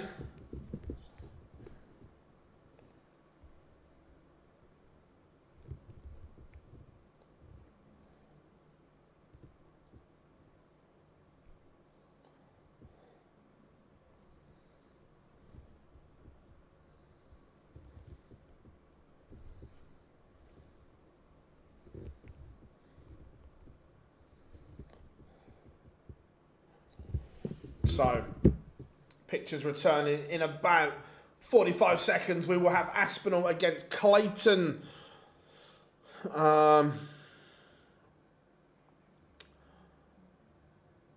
What do you think? Which place in the world rankings prime Clayton? If he'd have played, look, in that spell of in like 2021, when Johnny won all the non-ranked events, he was easily top 3 in the world at that point. Easily. For me. I thought he's thrown it different the past few months. When you next to him, can you explain about technique, please? Yeah, so from just watching it today, as he pulls it back, today the follow through looked good, where he wasn't like flicking from his fingers. It looked like a proper throw. But yes, I will do Alfie, no dramas. Sometimes you can flick it out the fingers. But again, that comes back to dart players not at the top level, not using and embracing coaching. Because if someone's looking at your throw, they can see the little things that you're doing wrong. Like in golf.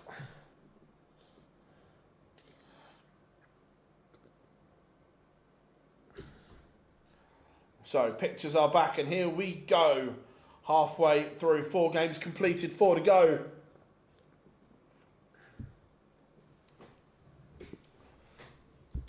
As we get ready for the number 4 seed.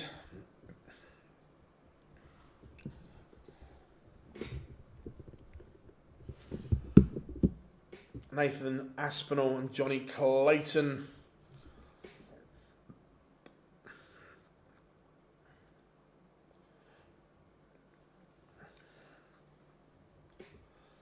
So here we go.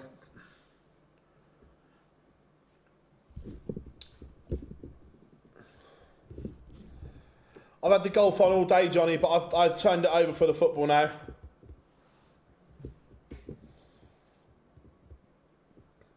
The Ryder Cup is sporting brilliance.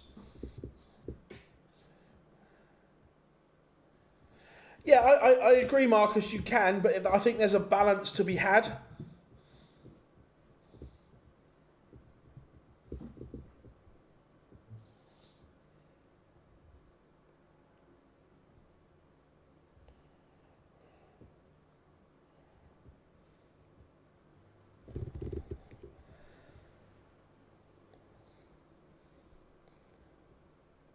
Yeah, there was a spell where Devon was genuinely the best player in the world. Look, we're talking 6-7 weeks, but he was unplayable.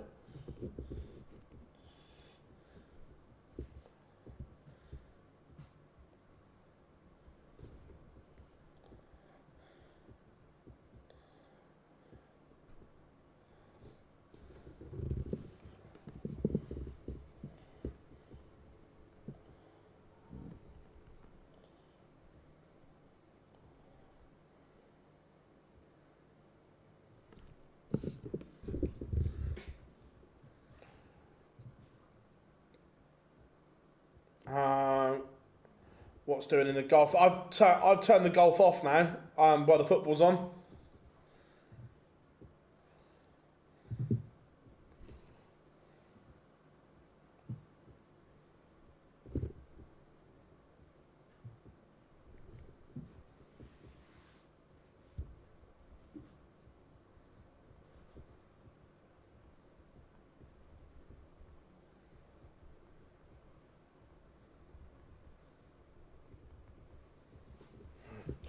Right, Aspinall on the stage.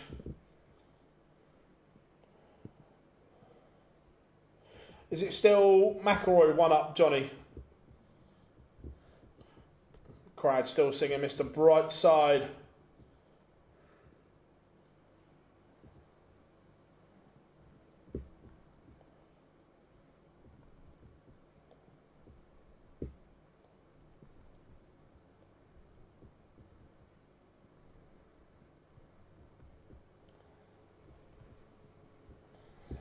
I'll tell you what, I actually like that Wolves away kit. 2-up now, brilliant.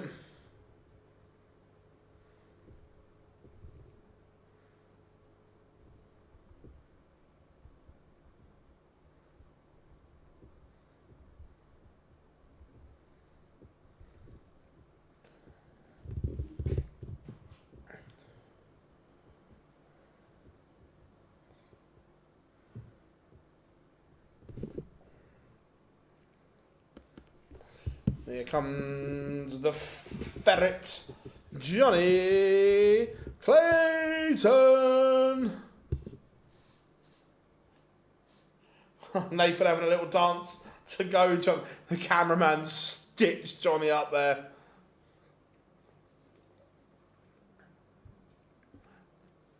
Nathan was having a little boogie in the camera. Remco and Dion have done him up like a kipper there.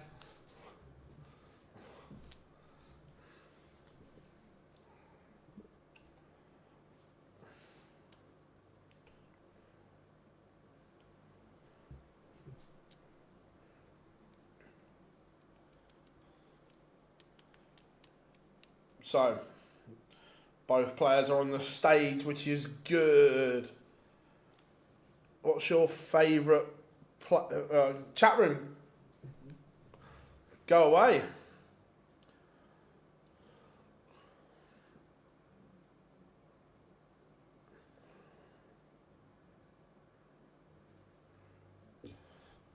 Mr. Bevins on the stage.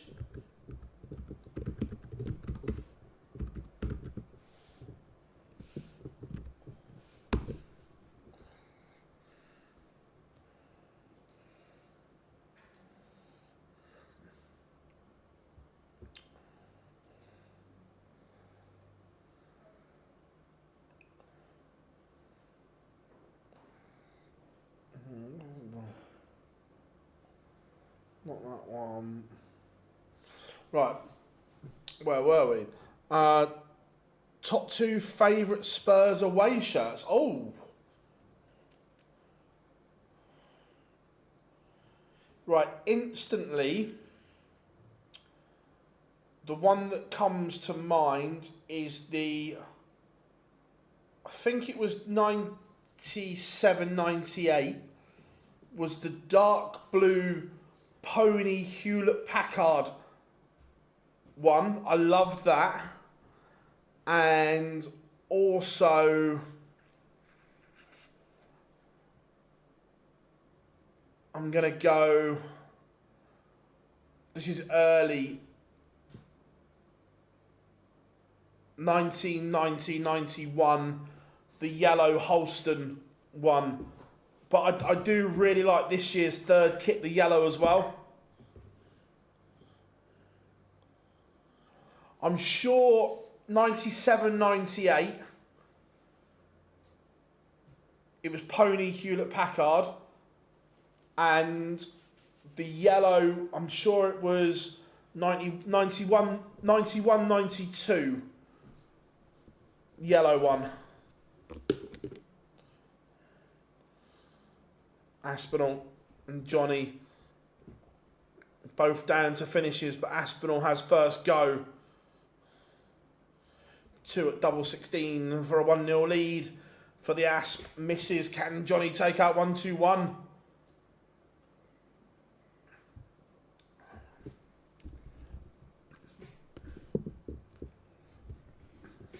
Bullseye. Ooh, misses. Chance for Johnny, missed.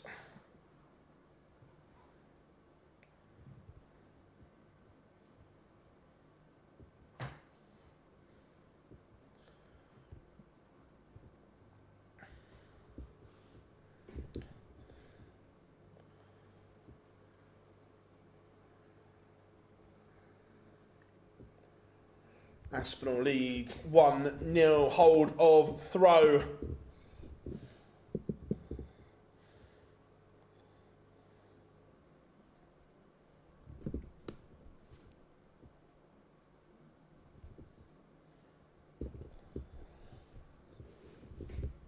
Good start from both here. Just doing what they've got to.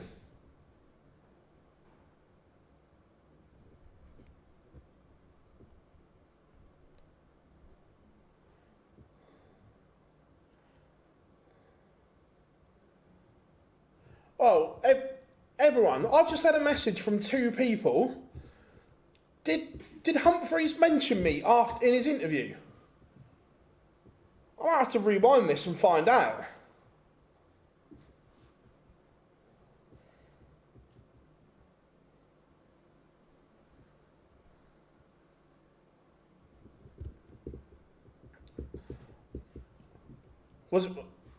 Was he nice?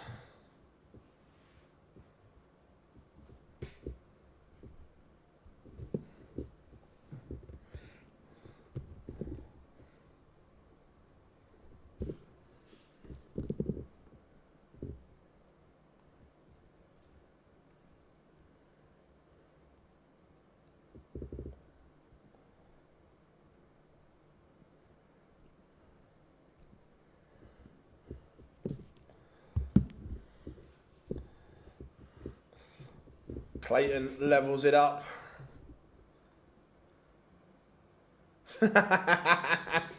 Cheers, Johnny. Cheers, me old China.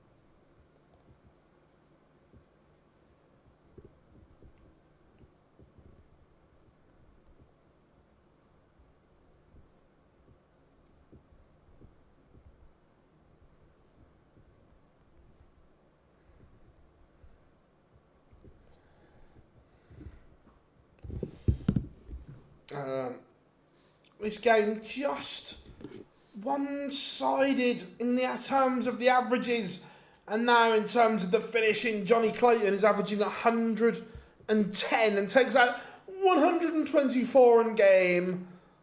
Aspinall only averaging 83. He was brilliant, Aspinall, yesterday, but he's going to have to up these levels against the Ferret because Johnny, the finger is pointing. 180. The Ferret is ferreting.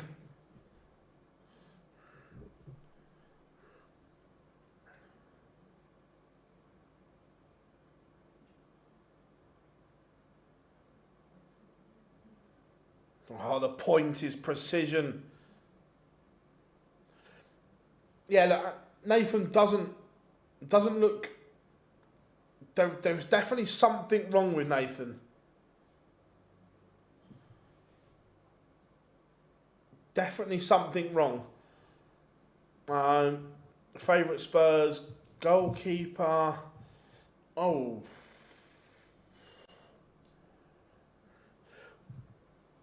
Paul Robinson, Ledley King, Harry Kane.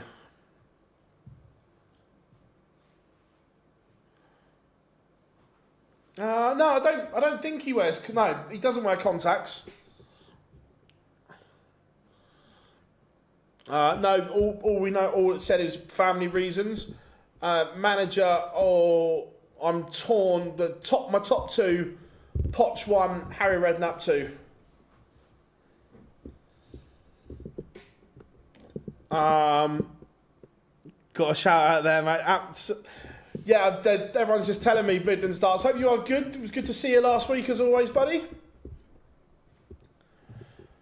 Good evening, Bob. Hope you are good.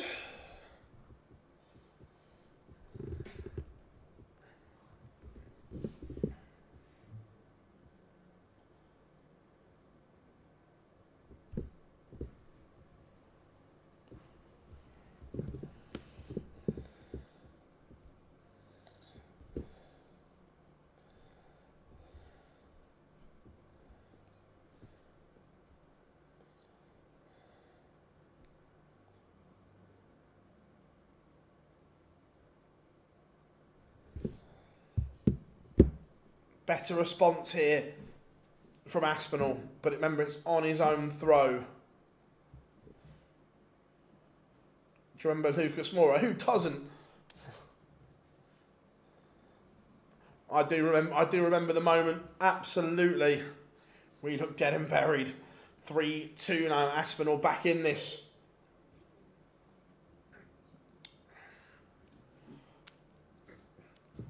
Still, Johnny Clayton favourite here, but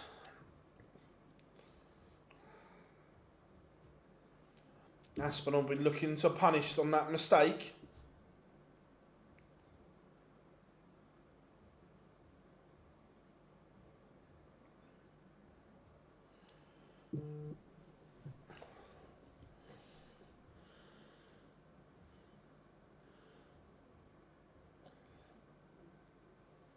Ooh, Aspinall making his move.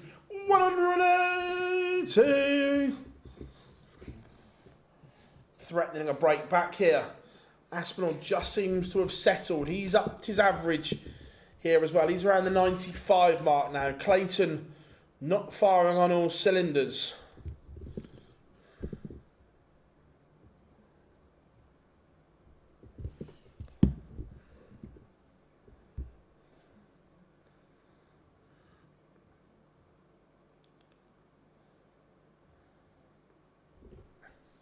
Is the world number one having a mare, Johnny?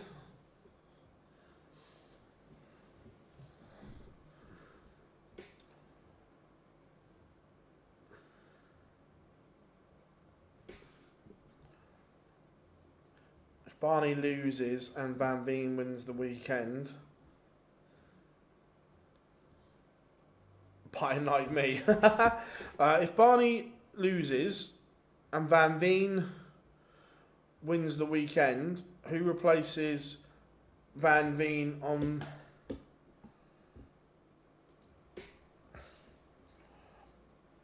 No, if Van Veen wins, Schindler just drops back into the Pro Tour side, Bob, because at the moment Schindler's seeded, but I think he was number one on the Pro Tour. Good evening tonight. Josh Rock didn't play particularly well tonight, mate.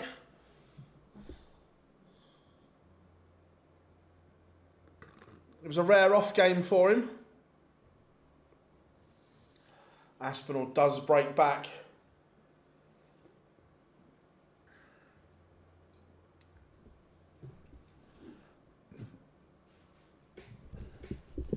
This game just catching light now.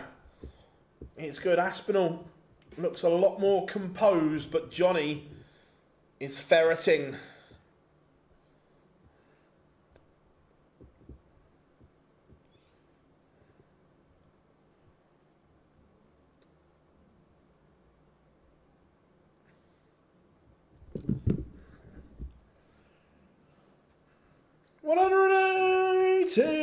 The ferret. Who doesn't want Johnny in the Premier League next year? He's just reliable, isn't he? And breaks straight back. The ferret leads 4-3.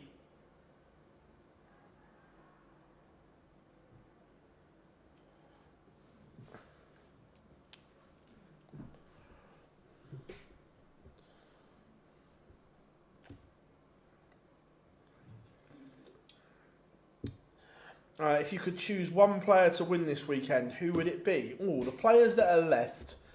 If I could pick one, who would I pick? I don't want to upset people here, but... Ooh, best mates play next. Humphries and Searle. I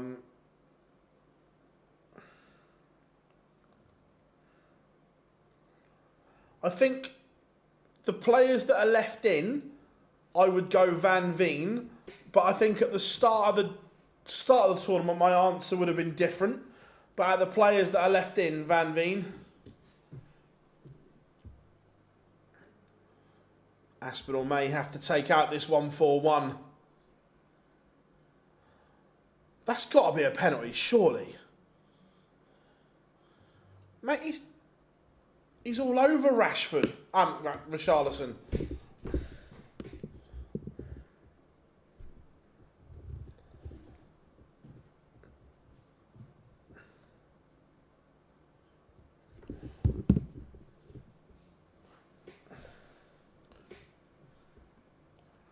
We talk about all sports, John. Yes, we're doing the darts, but we also talk about all sports.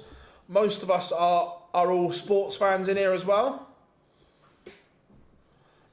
Johnny Clayton averaging 112. He's 5-3 up.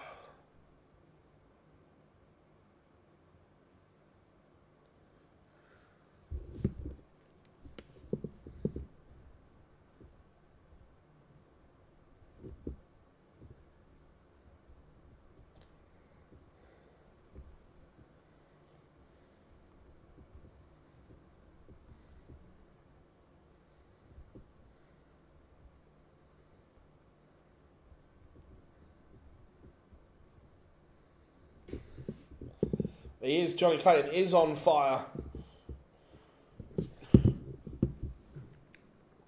He is doing JC things and he has to be in the Premier League.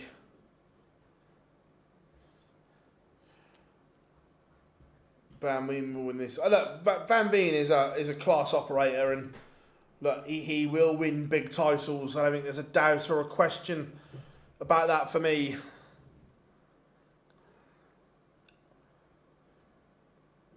Big last dart from Asp. But Clayton can leave this 185. Rather handy with a good setup.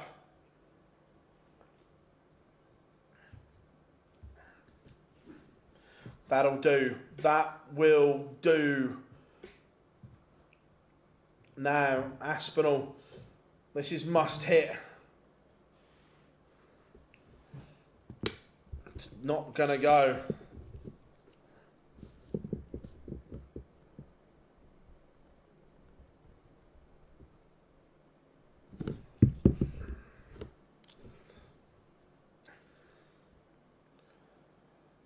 Match darts missed from Johnny Clayton.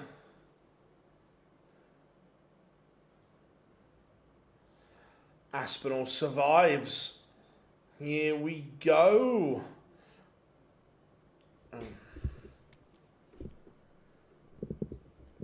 The world number one, Mr. Humphries, says hello to everyone on the stream. Wait a minute. Just going to pick that name up. There we go. But yeah, just a little chat with the world number one going on as well.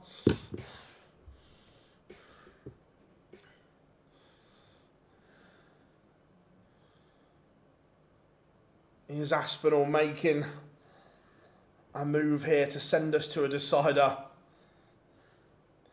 He might have been, but 180.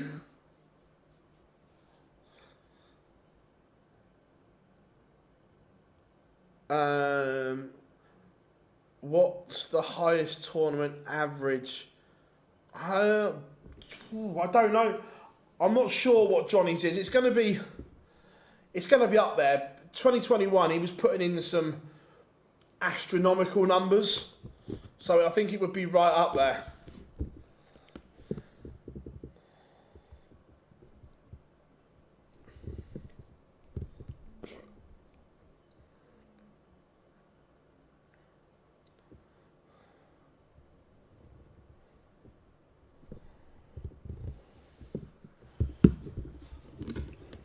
Johnny Clayton, 84 points away from victory. Aspinall needs a treble desperately. Now, Aspinall's played okay here. He's averaging 97.74, but it's been the brilliance of Clayton, 109.89. Bullseye. For a ferret special, it's another match dart missed.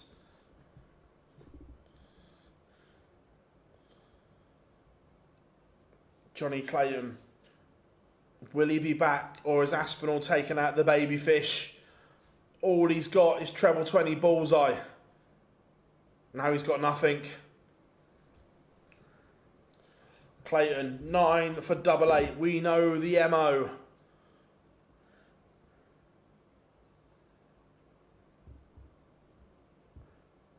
There's your 9. More match darts missed from Johnny. He's had multiple opportunities.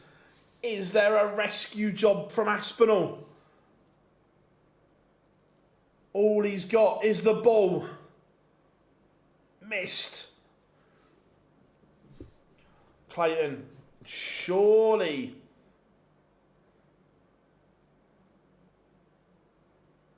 He doesn't miss again. No, he does not. Johnny Clayton is a 6-4 winner. 106 average for him. Very, very good. Back into the chat room. I had a FaceTime with AD Lewis the other night. AD's one of the nicest guys you will ever meet, Johnny, isn't he? He is a darting national treasure, is Adrian Lewis. Do you think Wesley Prix has been a bit... I expected a little bit more from him. He's a fabulous player, Prix, but yeah, I thought a little bit more. What do you think of Van Veen's chances tomorrow? I think he's got a good chance. Yeah, look, Johnny doing his chances the world of good. But coming next, we have a massive game in relation to the World Grand Prix. Hold on to your horses, everyone.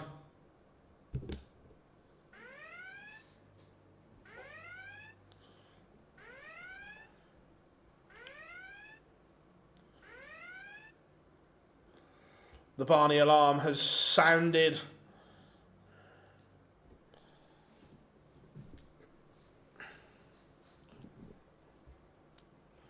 What do we think, everyone? Does Johnny get a Premier League recall next year? What do you think?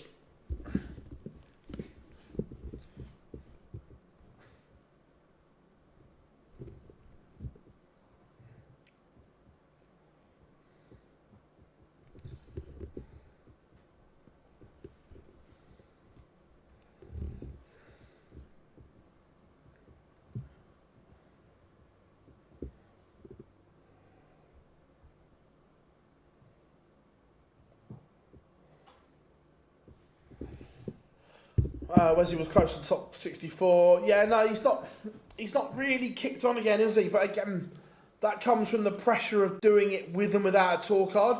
When you're rocking up and playing these boys without a tour card, it's a lot easier.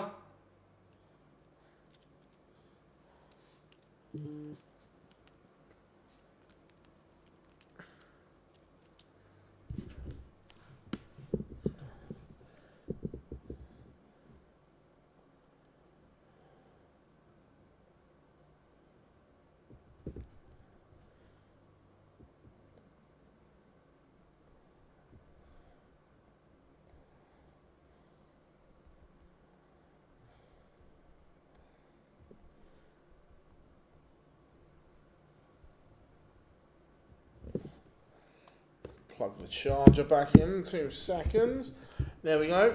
Johnny on the stage with Swiss Phil, James Wade and Johnny Clayton for the Prix. I think Josh Rock as well, John. I think Rocky gets in.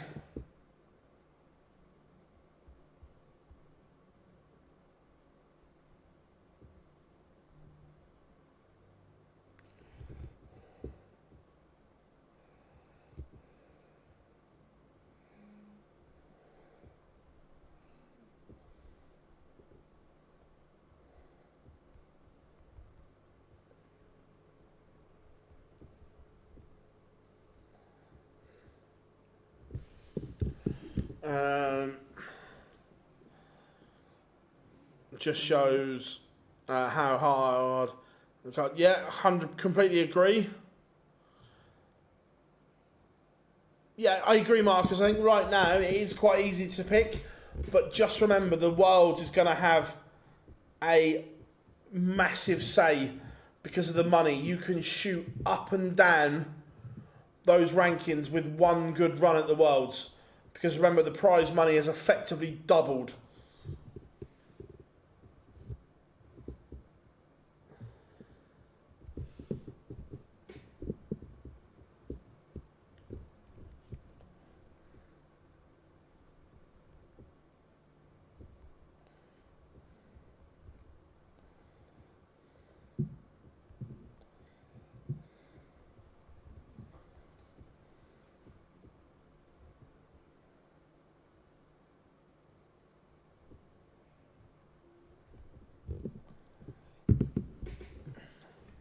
So, can Barney get the job done and keep his hopes alive? Remember, if he wins this, he will play Ed House, which the Ed House needs to win the tournament. Barney, that if he wins this, the game against Ed House for Raymond would effectively be a knockout game. Win and you're in.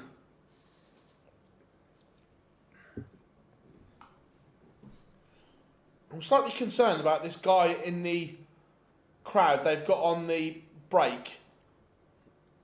He's on something. That's not normal.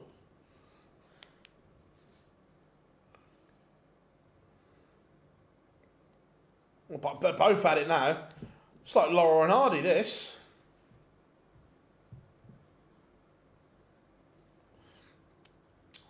Remco and Dion are absolutely stitching these two up.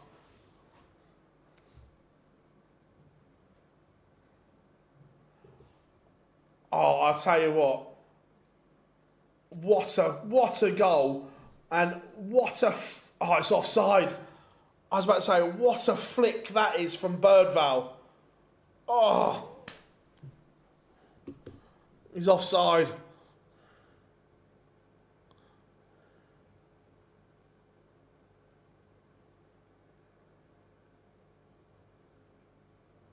Yeah, he's off as well. Yeah, Johnny won. Oh, Barneveld is different gravy. What a kid he's going to be. Yeah, you're offside, lad.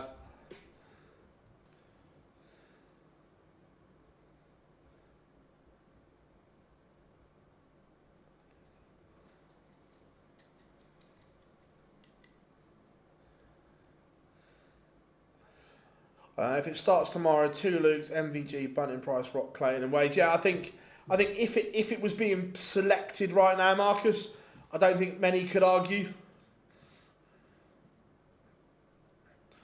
Pictures are back. So here we go. It is time for Raymond van Barneveld.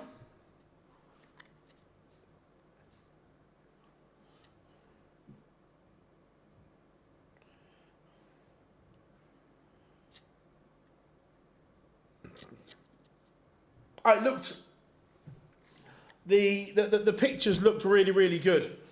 Johnny Clayton, front 9 average, 112.63. That's a little bit good. 3 games to go. And out of the 3, this is the most important.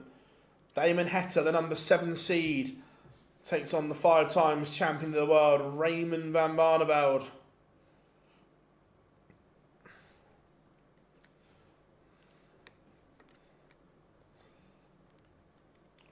Remember, right now, Dave Chisnall, I'm sure, is sat there in the hotel bar with his Australian hat and a pint of Foster's in hand.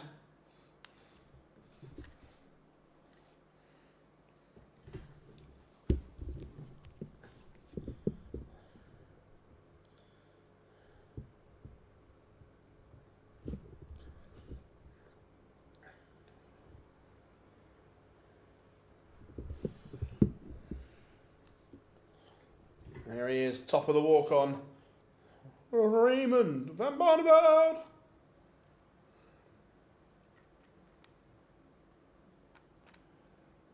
Oh, he's got that old look in his eye. He looks pumped. That says to me, Raymond knows exactly what he needs to do.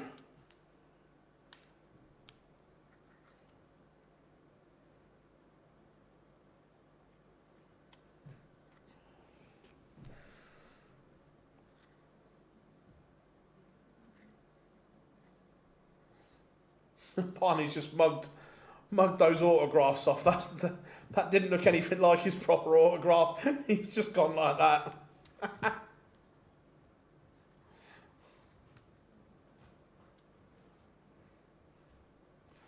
So, Raymond is on the stage. Wonder what's Damo going to do for Switzerland? Because normally he walks out to some dodgy Dutch or German music.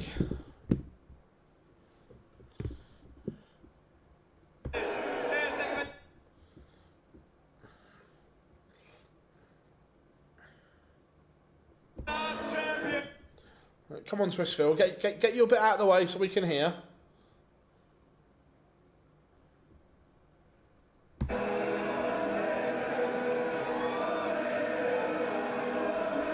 I've got no idea what that is.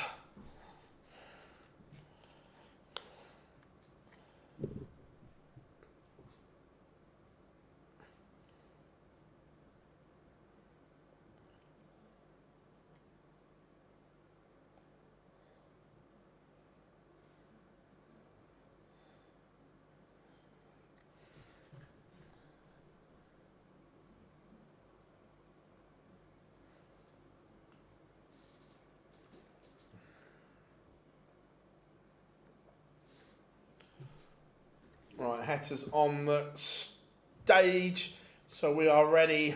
The players are ready, and it's tungsten time. How we doing, Mike? Hope you're good, buddy. Good to have you in as we watch along the European Tour ET13.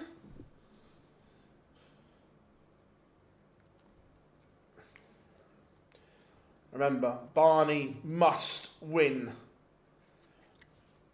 If Barney loses, the only man that can deny Chizzy is Richie Edhouse winning the tournament.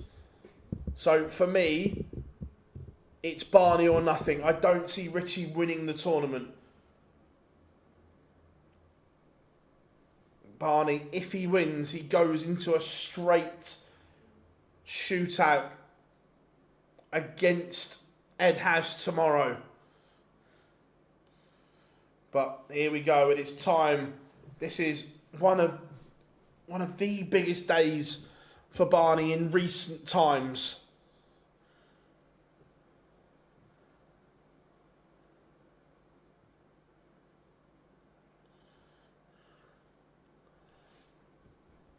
What are you saying, chat room? Does Barney get the job done? Or does Damon Heta have too much for him? We will find out over the next 10 minutes or so.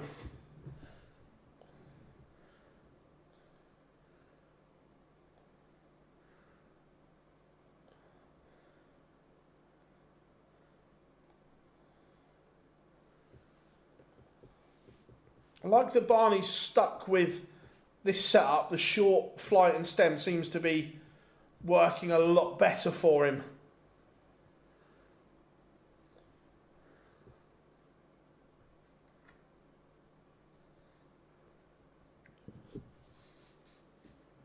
Needs a treble here though, Barney. Can't find one. So early on, there's a break opportunity for Damon Heta here. Remember, this is huge.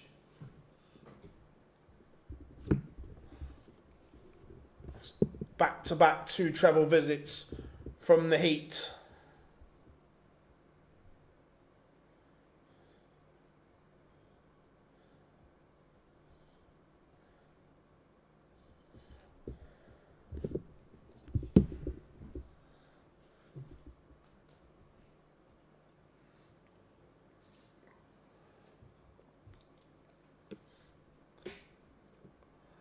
Barney needs a treble. He's going to get one. And oh, he's missed a dart to hold. Barney missing his favourite double 18. So Heta 2 at tops for an early break of throw. 1 at 10s. Misses. Now Raymond. Is this the moment for the opening leg? Double 9. 1-0. Raymond van Barneveld. Yeah, Chris Landman is still in. He plays next game against Stephen Bunting.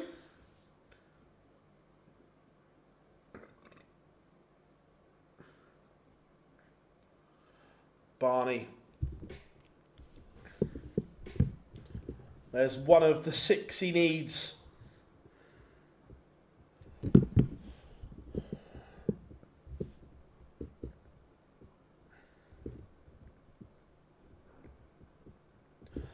Chat room, interesting one. As fans of darts,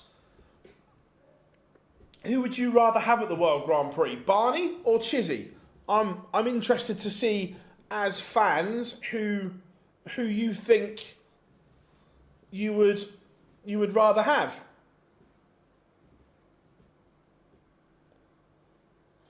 $180 for Damon Heta. Callum Rydz lost to Luke Humphries. Humphries played really, really well. Chizzy with no interviews. Barney, Chizzy. I think they're both. I think they're both quite popular players. That's why I thought I'd put it out there to you guys as fans to see what you thought and so on. And I think it's an interesting one. So yeah, I just think it's interesting. Fabulous 110 finish from Damon Heta. And it is 1 apiece, 2 holds of throw. But then Barney goes 180.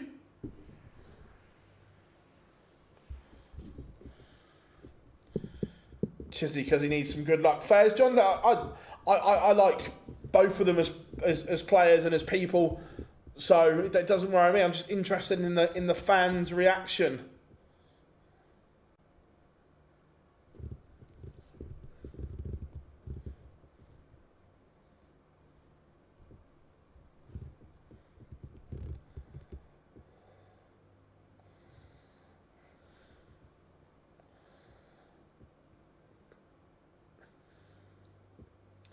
To be fair, Scott, Chizzy's not the only one. Look, I think dart players should change their shirts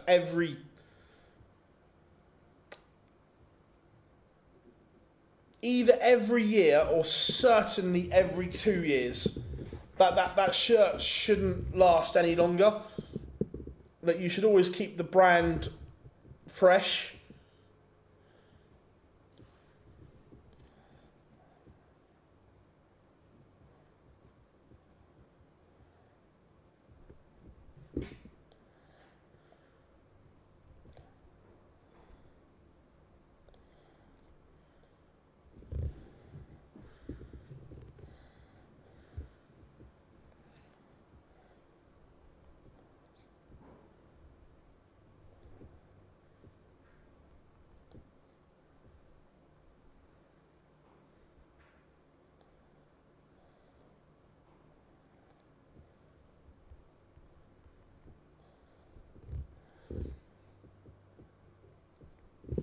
Yeah, I get the one-off shirts for like the World Series and that, John, because they're kind of like special ones. Do you know what I mean? Like when he goes to America, he has the USA flag and so on.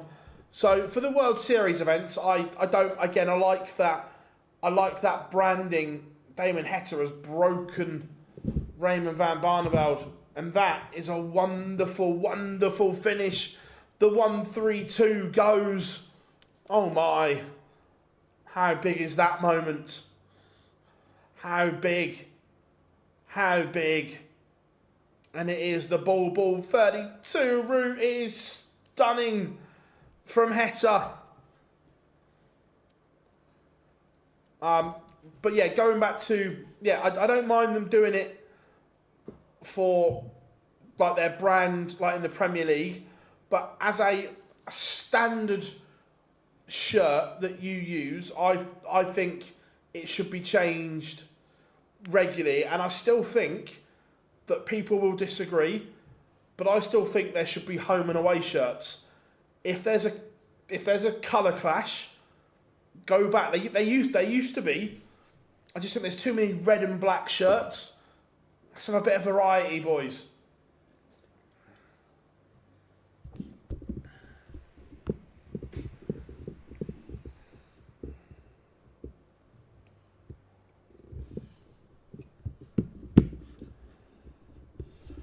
Heta has seized every opportunity. Barney's playing okay here. He's averaging 97.66.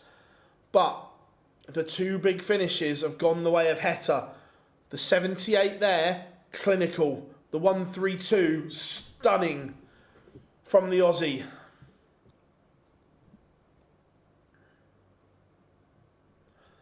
Taylor used to change his colour style a lot, shirt sometimes. And it's...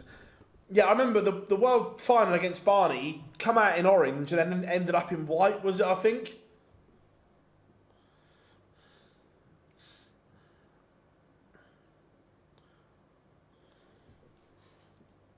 $180. This could be a very good couple of minutes for Dave Chisnall.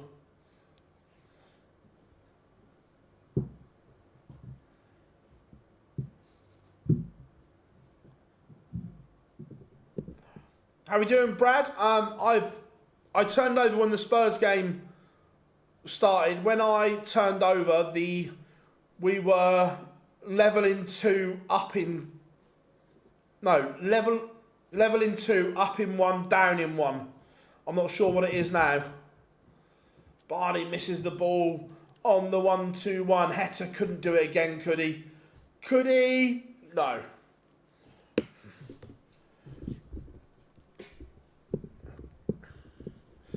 This has to go for Barney. And it doesn't. That's a disaster of epic proportions.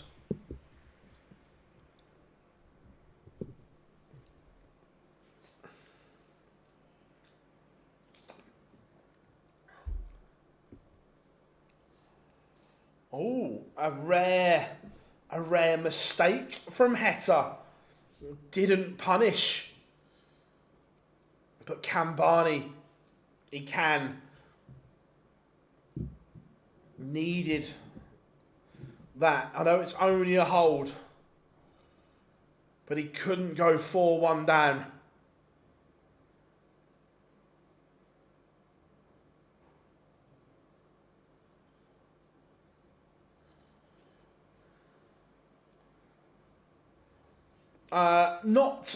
Not yet, Nathan. If Heta wins, the only way Chizzy doesn't then make it is if Ed Has wins the tournament. But Barney is only 2 wins away from catching Chisnell.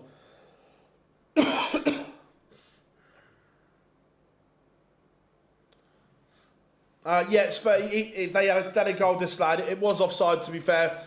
The liner got it right.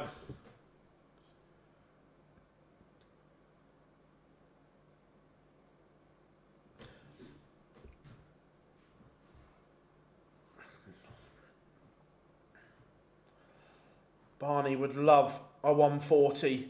A ton. It's okay. There's a little bit of pressure on the Heta throw, but not as much as there possibly should have been.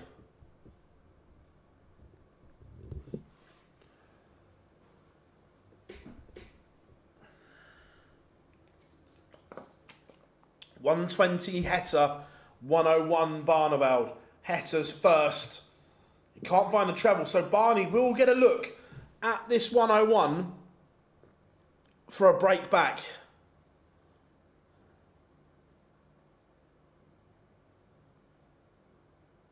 Oh, has he missed? Sorry, everyone. I've got Spurs on as well, can you tell? Tops for Barney. Huge moment, and he's had a chance and he's missed. Yeah, everyone, if you are new here, drop us a like and subscribe.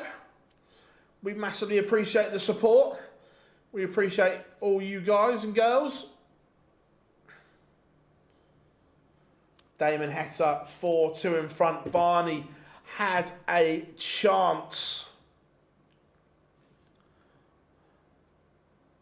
Claire, no, Littler's not playing. He didn't enter the tournament. What do you think is the net thing they invest for home darts? Oh, I don't know, Brad. See, I've never got involved in all this playing from home on these Scolias. I'm pretty sure we're going to see 1 or 2 other auto scoring devices.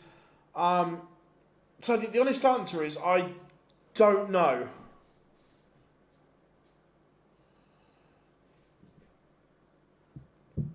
I'm not sure what more can be done for playing at home.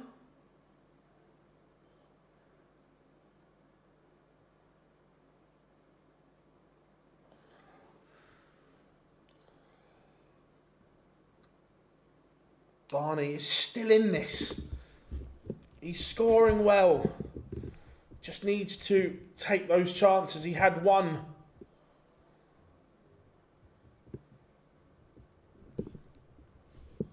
On his throw.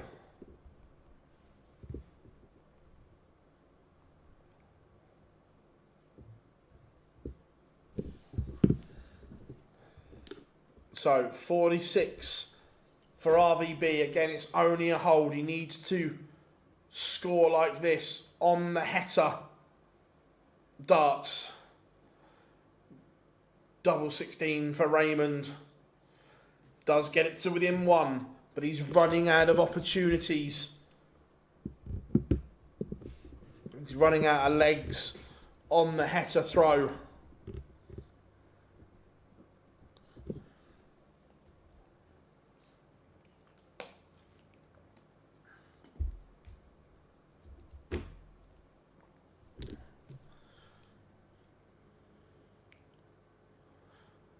Can't love a maximum there.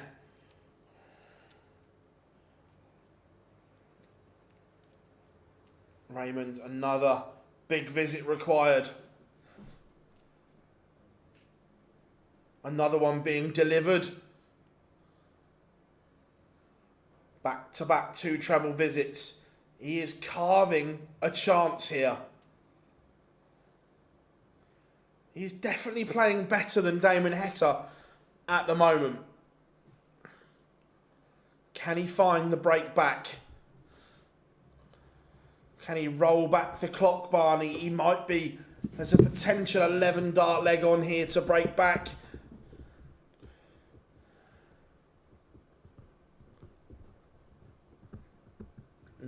$98 for 4 all. He's not going to take it out. So Damon Heta is going to get a look at the 107. If this goes, this hurts. This might be the body blow that beats Raymond van Barneveld. Oh, he's going to get a dart. He's going to get a dart. Oh, he misses.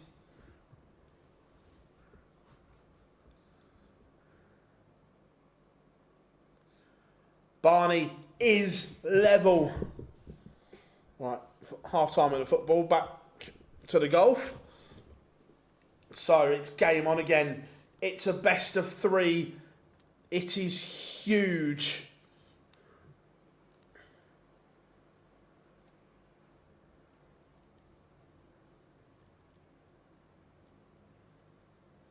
But then starts trebleless. Heta punishes.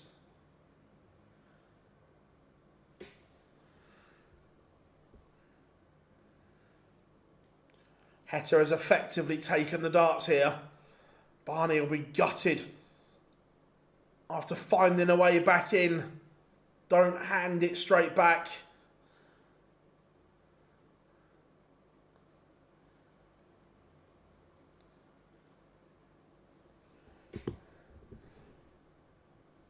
Don't hand it straight back.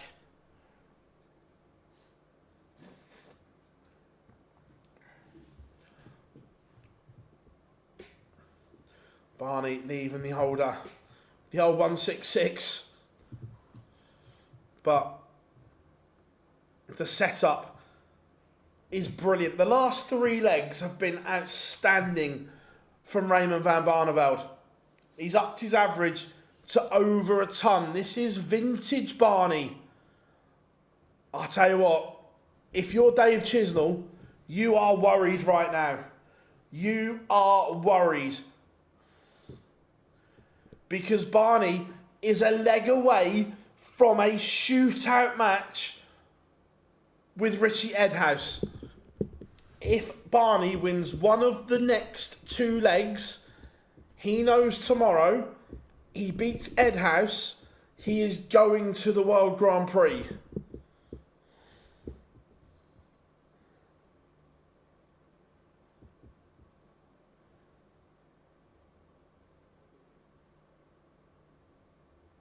How are we doing, Rob? Good to have you in. Back from the City Ground.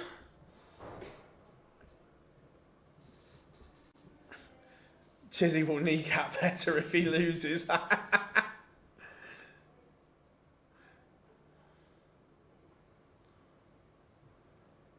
tell you what, the next few minutes are massive. But Heta's responding here.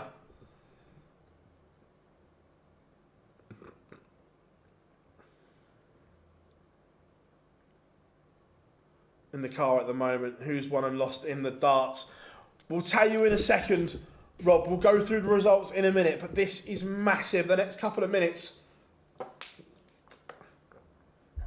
What a response from Damon Heta. It looks as if we're going to a decider. in recent years, and I'm not talking about when he was winning world finals and so on, but in recent years, has Raymond van Barneveld played a bigger leg than what he is about to? The finish is great from Heta. We are going the distance. Barney has the darts. In modern times, is this the biggest leg that Barney has played? No treble to start.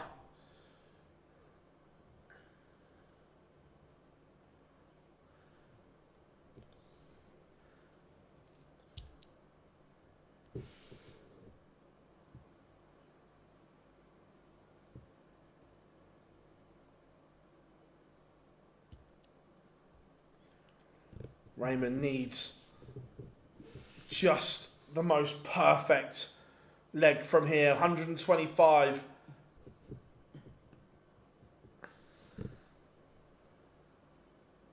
As you were. Still advantage Barney because he has the darts. But Heta is tapping him on the shoulder.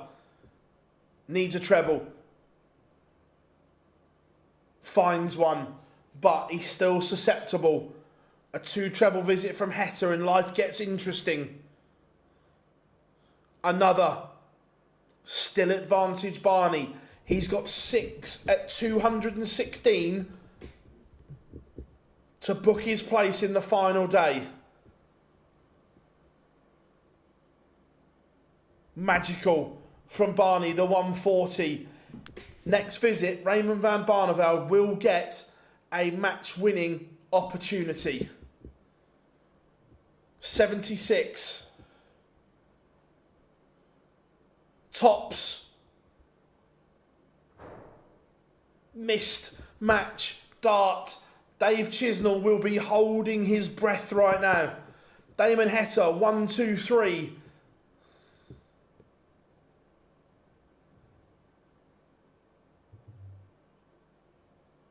He's going to get a dart. Treble 19 hit. Treble 16 hit. Missed start from Damon Heta. He's had a chance. Barney comes back. 3 in hand. Nerves. He's done it. Raymond van Barneveld has beaten Damon Heta. It is all on the line tomorrow. Wowzers, Raymond van Barneveld. What a deciding leg. He's played really well there, Barney. Really well. He's averaged 98.78 and beaten the number 7 seed, Damon Heta. Tomorrow, Barney versus Edhouse is going to be box office. Absolute box office.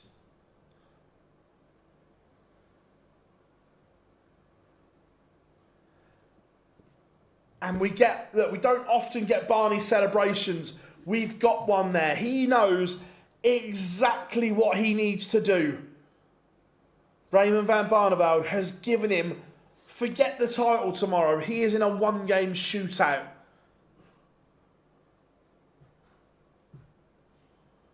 That is magnificent from Barney. Absolute stunning. So, Rob, so far today, winners. Ryan Sell beat Neil Zonneveld. Luke Woodhouse beat Dave Chisnall. Kordeka sees off Peter Wright. Ratajski beats the Decker. Cross beats Vinstra. Van Veen bageled Van Dyvenboden. Wait a minute, let's see what Raymond says. Raymond, congratulations. 3-1 down, 4-2 down, surviving a match start, and in the end you win it. What a roller coaster this game was. That 1-3-2, that was dirty.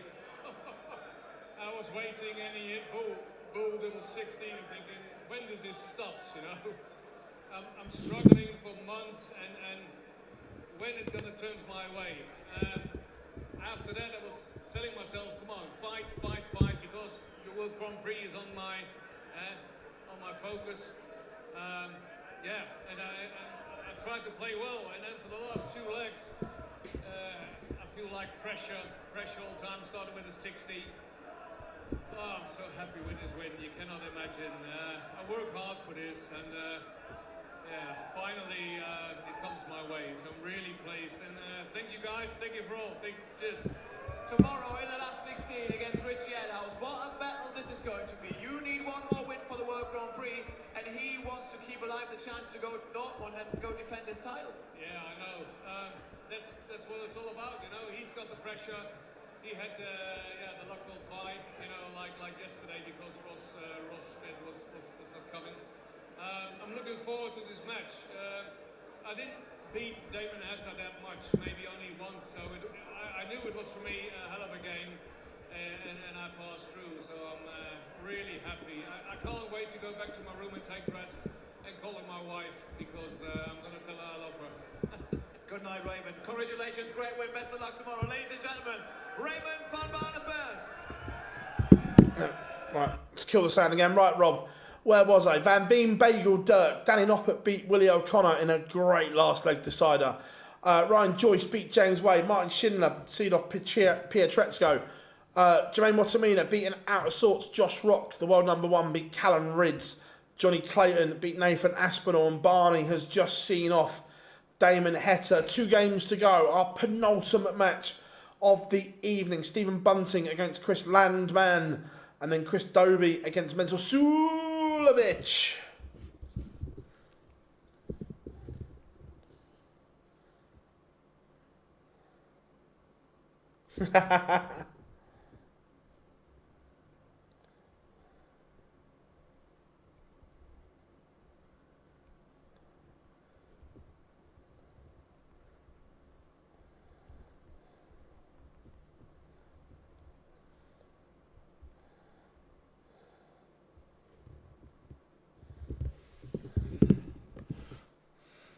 I agree. I think if Barney plays like that tomorrow, I agree. I think he beats Ed House. I really do. Oh, if you're Chizzy now, what are you thinking? What did we say earlier? Dave Chisnell not missed a ranking of tournament that you've got to qualify for since he's moved over. We're not counting the European Championships where there was 2 events. But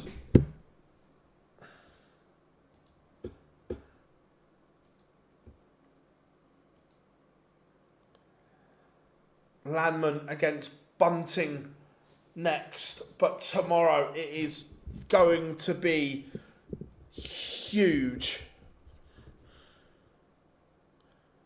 Yeah, 100% he won't be.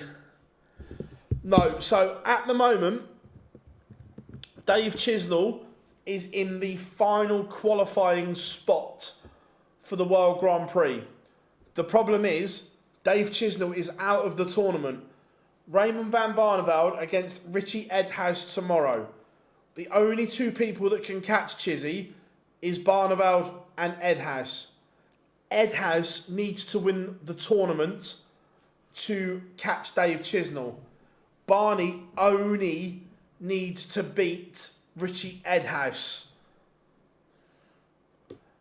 Massive afternoon of arrows tomorrow.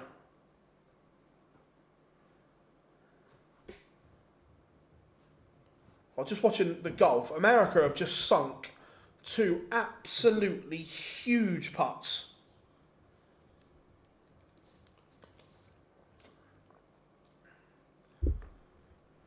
Seen someone say Glasgow United, he placed 3 at the back.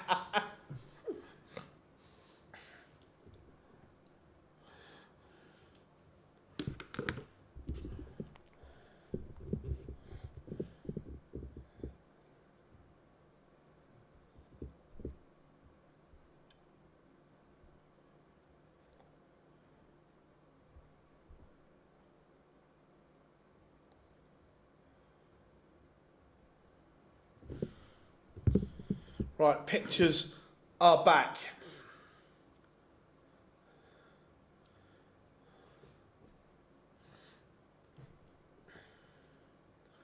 Yes, but I've got it on, Brad. Superb. We play Man United next week.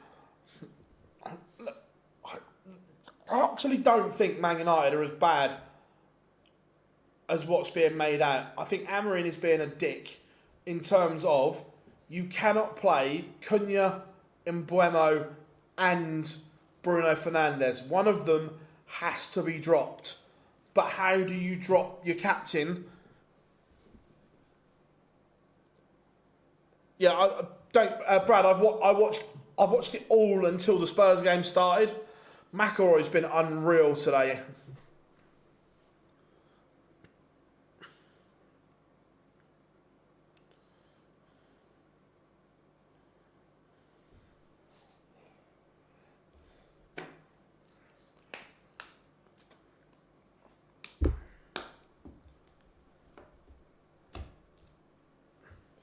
As a Liverpool fan, I've stayed humble today. We should have been 5-0. Did you have that many chances? I haven't seen any 3 o'clock games or whatever today. Yes, I did, Brad. I saw that. It was brilliant.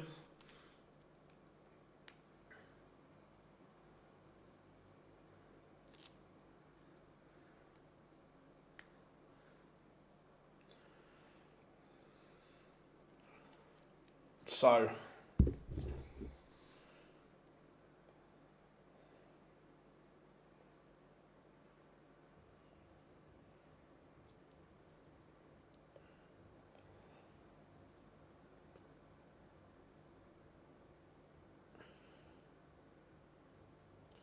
Landman walking on. Palace absolutely battered us from minute 1. Fez.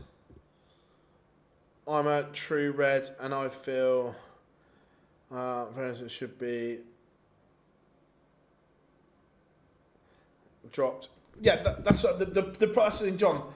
You can't fit them. You can't fit all 3 of those into the team. I agree. They're all number 10s, and I think Cunha and Mbeumo are better than Bruno Fernandes in that system. So yeah, I am with you.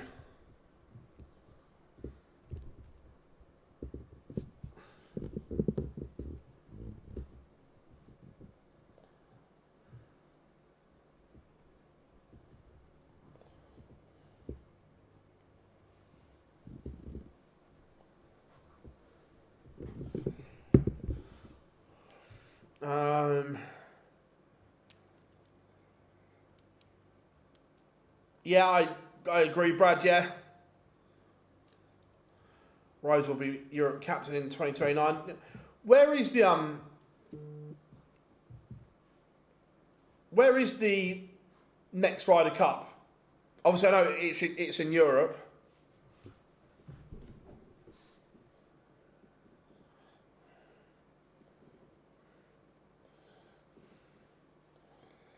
Bunting on the stage, Limerick. Cool, cheers, Rob.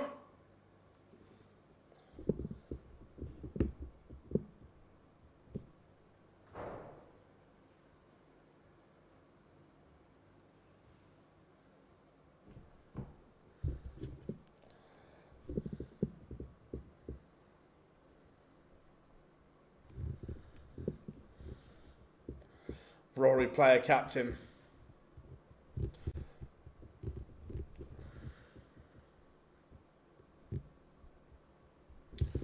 So again, I'm a very part-time golf fan. I like watching the Ryder Cup.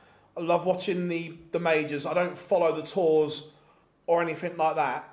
But should Keegan Bradley have picked himself as a player as well? I know a lot of you guys are bigger golf fans. Should he have picked himself?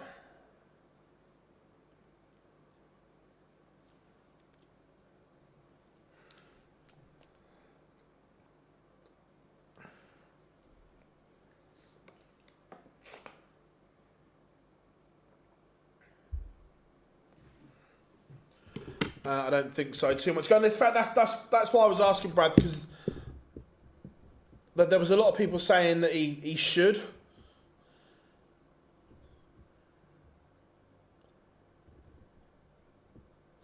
Normally, Rob, yes, but this is the first time that one of the captains has actually been he almost qualified automatically, if I remember rightly.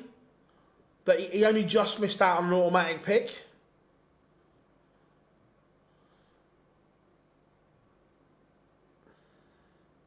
Right, we are underway.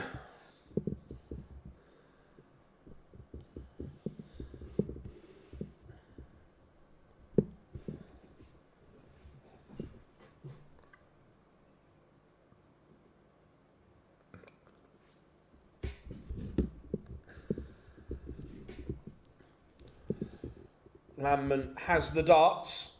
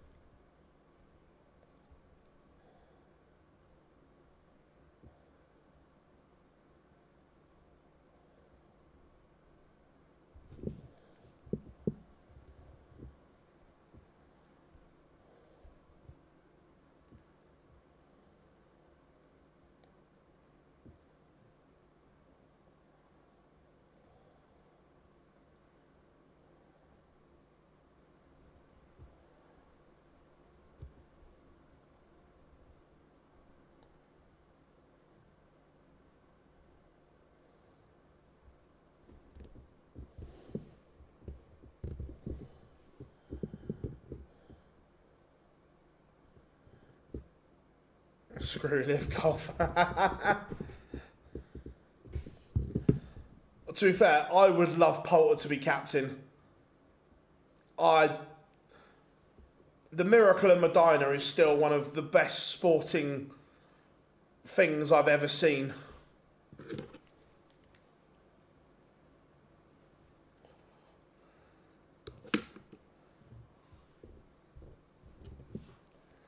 Landman takes the opener. Not great from either.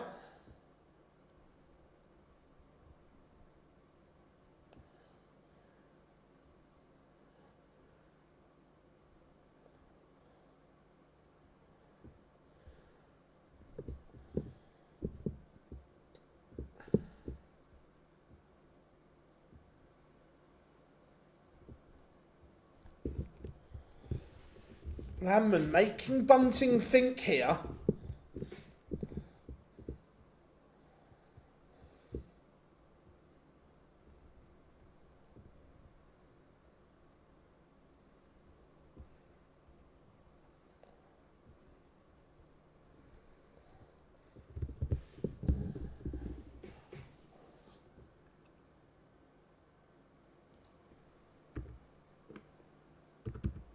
Bunting only averaging 79 at the moment. He has a lot of work to do here, the bullet.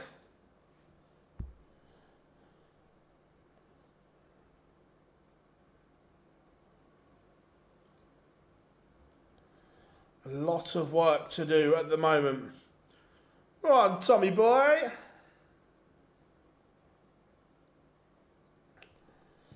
Again, a reminder, everyone, that tomorrow's session starts an hour early.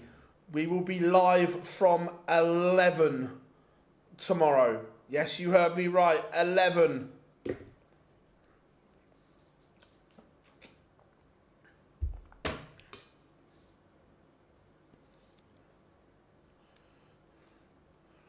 So, Landman, double 18 for a 2-0 lead.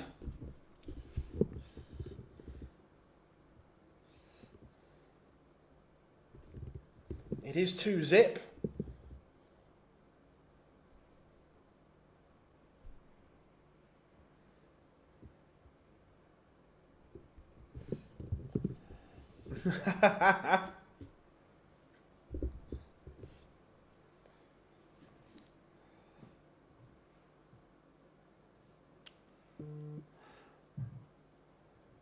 Are you winding the clocks back? No. I'm guessing it was the same as one of the German events earlier on in the year. I'm guessing it's local licensing laws or something along those lines why we've got an earlier start. So session times, UK time will be 11 and 5. Oh, fuck my life. Bulls have scored.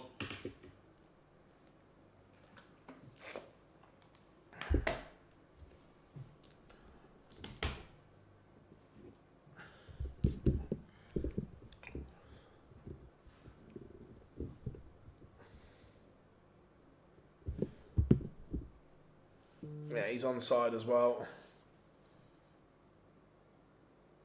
It's just a messy goal. Blech. Bunting firing back here. Great win for Barney. Absolute great win. That's us back third in the league. Hey, fair play, Rob. Fair play.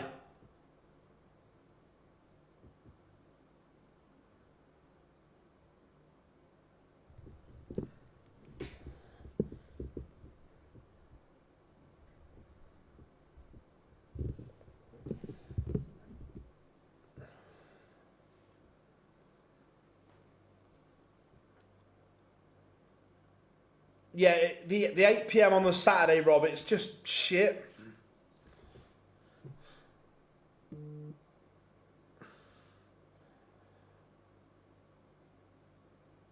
Because again, a lot of the kids don't go that have got tickets with their families and so on because you're not get like 8 PM kickoff, not out of the ground till 10, then not home till 11, half 11. It's just.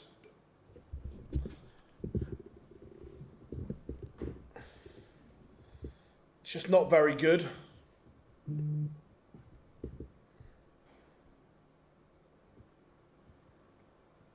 No, I'm watching it, Malachi. Don't worry, I've got it on the iPad.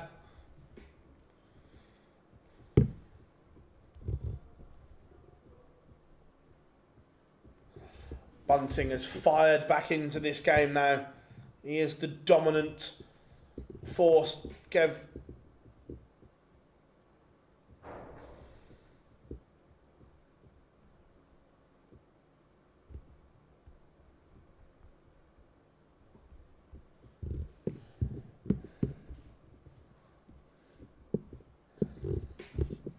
Bunting will come back double 10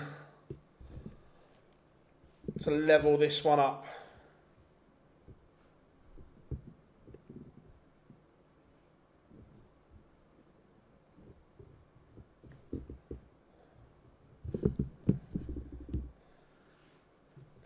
And we are 2-2. Looks like Bunting has just settled into this now. Last couple of legs have been fairly one-sided.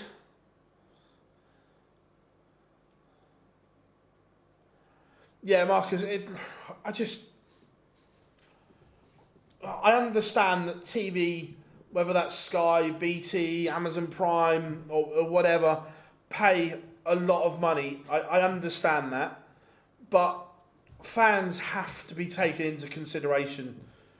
Some of these kick-off times and people getting home, it's just ridiculous.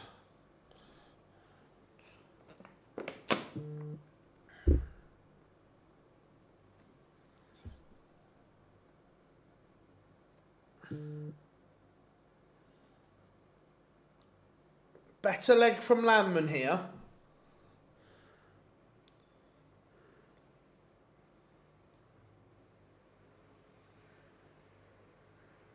Yeah, but it would make sense, Brad. Prem flicks.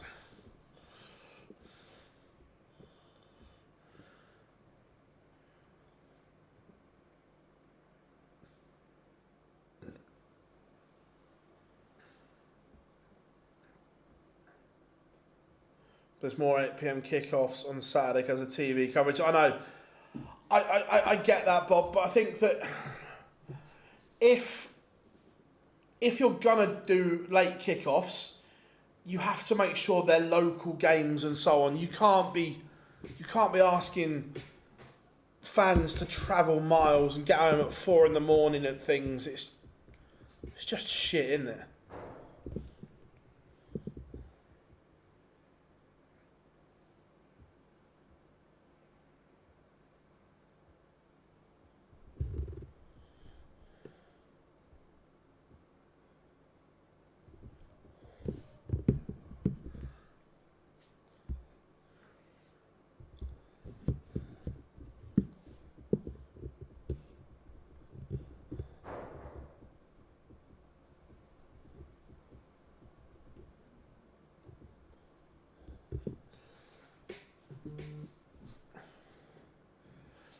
Bunting just needs to do a little more at the moment.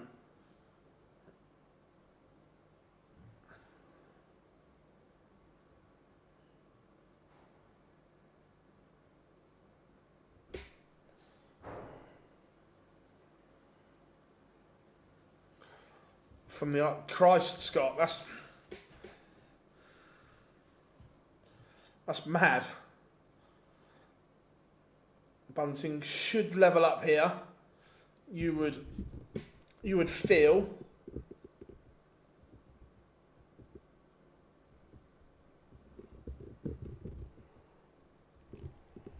Missed chance. So Landman with 120 in his radar.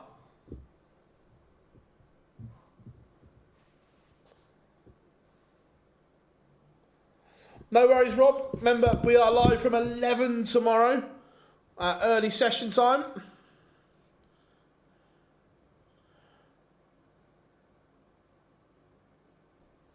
Yeah, 100%, mate. 100%.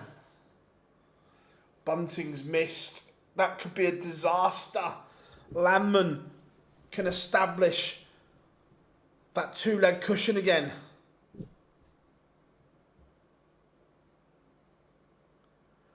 You ever heard of a young gun, Phil? I've heard the young gun phrase. Anyone in particular, Andrew? But the young gun phrase has been used quite a lot. Landman fluffed his lines and Bunting does level up.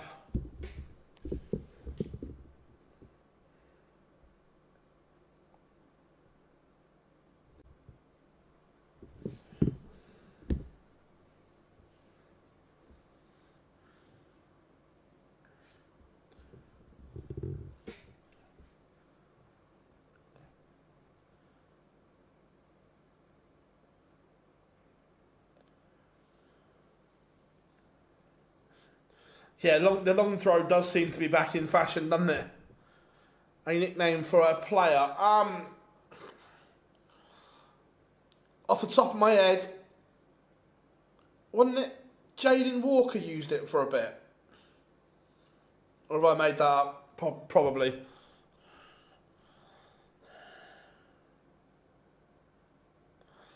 Shane Lowry can't get going. Double change for Tottenham. Landman is not a long. Jed Spence and I can't see who the other one was. Bentancur, Porro and Johnson on.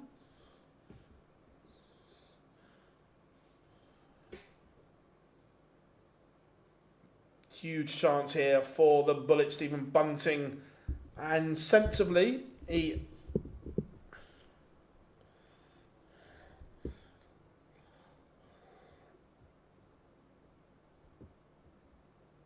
squares it up.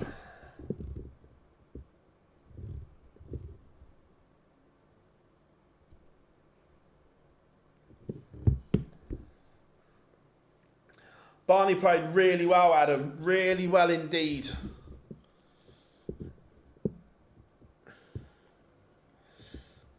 Possibly, Andrew. I think that there's a few that have used it.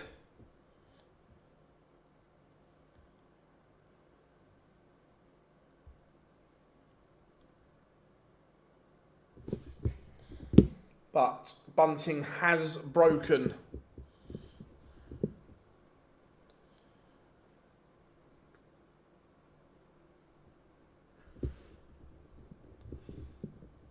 No, I think Chizzy's in a bit of trouble now, Adam. I think he's in a bit of bother.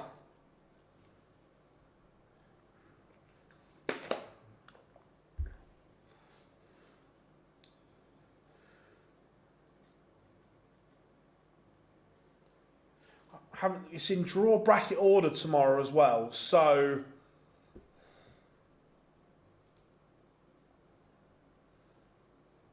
1, 2, 3, 4, 5. Yeah, so it's not till 6th game either, so it's not as if Barney's got to be up ridiculously early.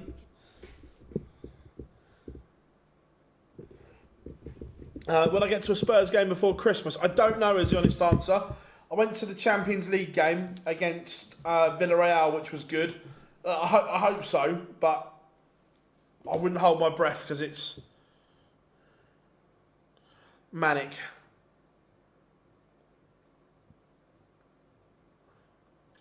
Barney, we've got Barney on the brain. Bunting 1 away from victory.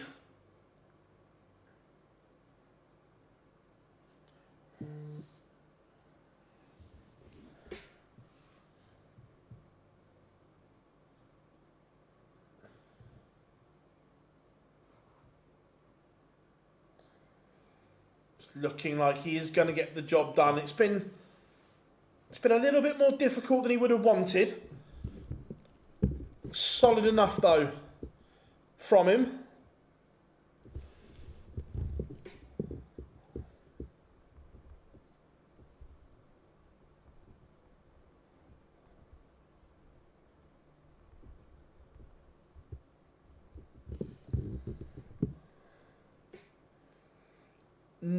No, Snakey's got fortunate Bob that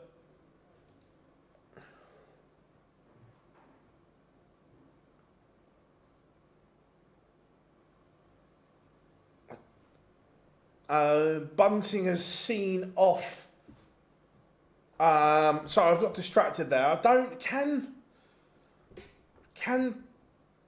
Wright still miss out.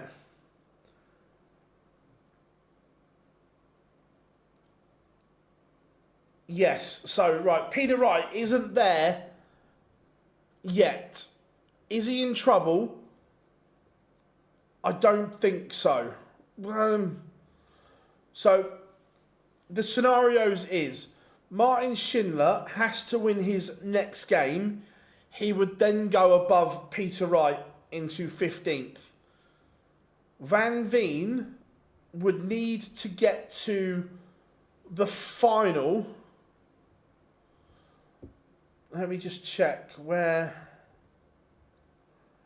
can that even happen? Yes, they're in separate halves. So I was just checking. So, yeah, Schindler needs to win his next game and he plays Johnny Clayton. I'd fancy Clayton in that one, but look, we know Schindler has 11 in him. Van Veen would then need to get to the final for Peter Wright not to make it. I think I've worked that out right. But Bunting does get the job done in our penultimate match. Last up this evening, it will be Hollywood Chris Dobey against Suljovic. Mensah has won the ball.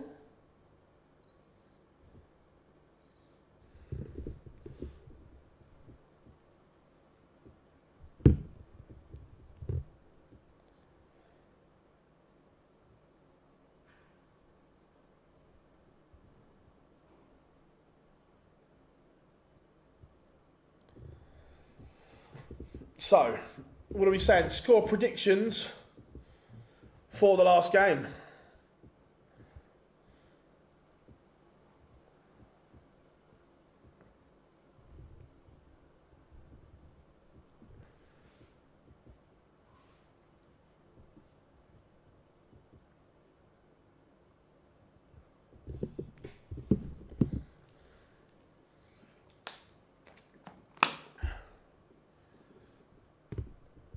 Get your score predictions in.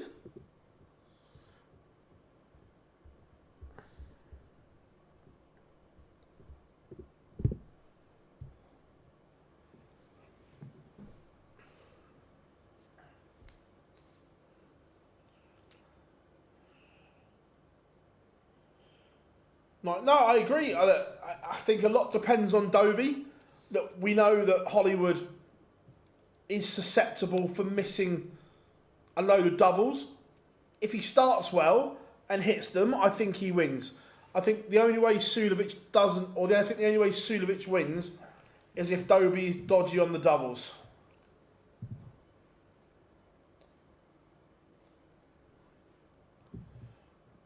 I think that's the only way Suljovic wins. Dobey will outscore him. I'm quite confident of that.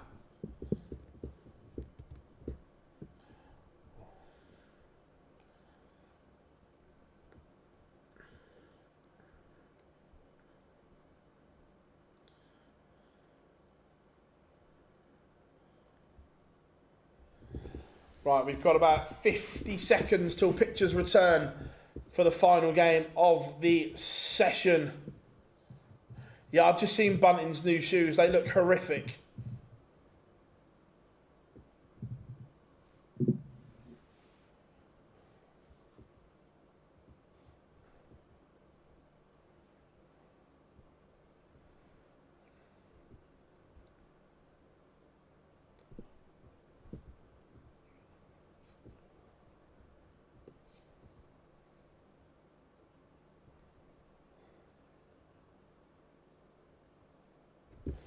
Right, 10 seconds to go.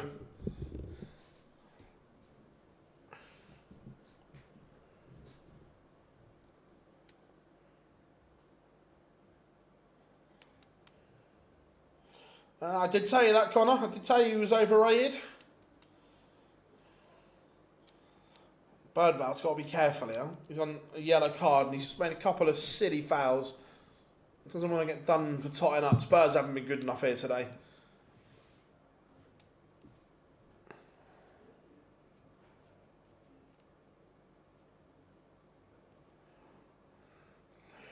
Connor, if you bring this up once more, everyone got bored of you yesterday, I will time you out.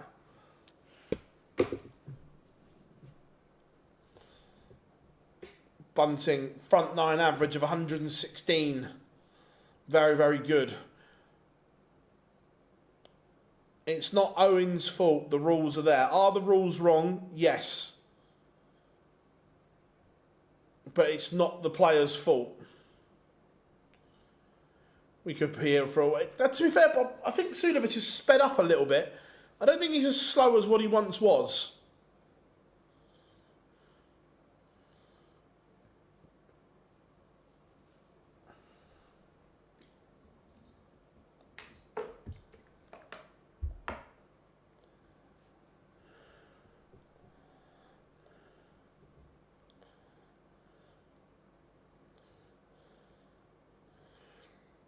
Almost as bad as Chelsea losing at home 3-1 to Brighton, I'd say.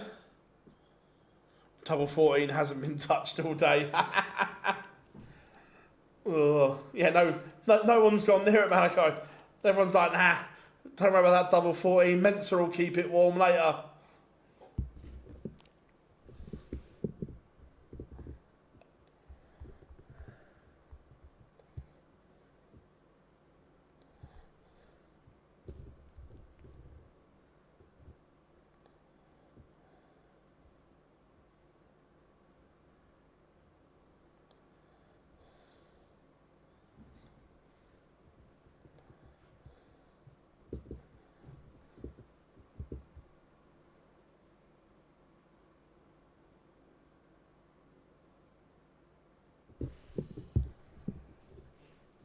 I've not got it on, Brad. I've got the football on. What's he done?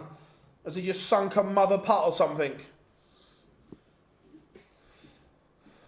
Swiss Phil for the final time, getting the players on.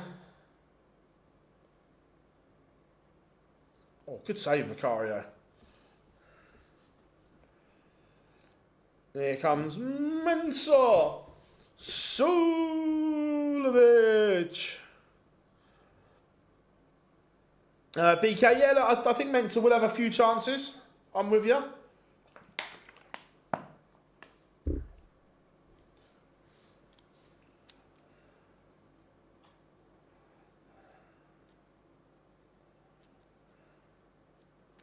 Another 20 putt to save the hole.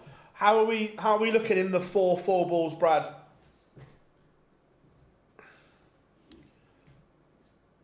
I suppose more importantly, are we down in any of them?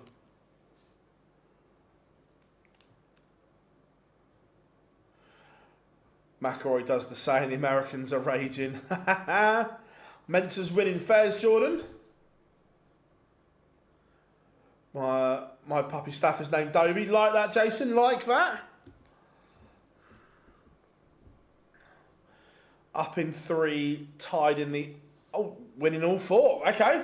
Either way, that's good. As long as they're not winning any, I'll take it. Pro Tours are in the UK, so they will be a 12 o'clock start.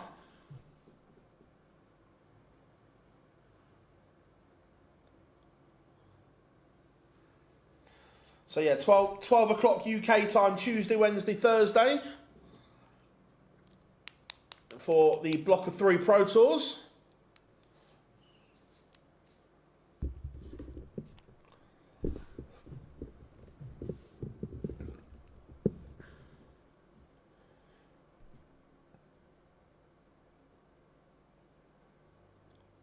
Was it one? I'd have had a look anyway and set the stream accordingly. Was it 12 because it was the last ones in Europe? I prefer it when they're 12 o'clock start.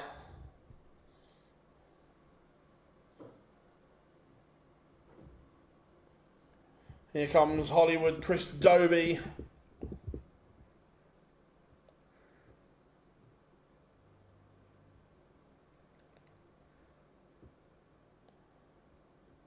Littler can win anything. He has the ability to.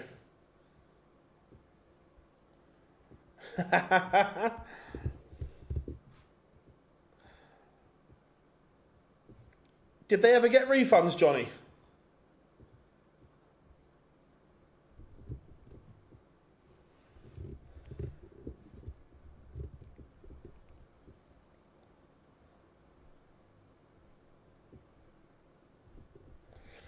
Dobey on stage. So here we go. Chris for the win. I think he wins.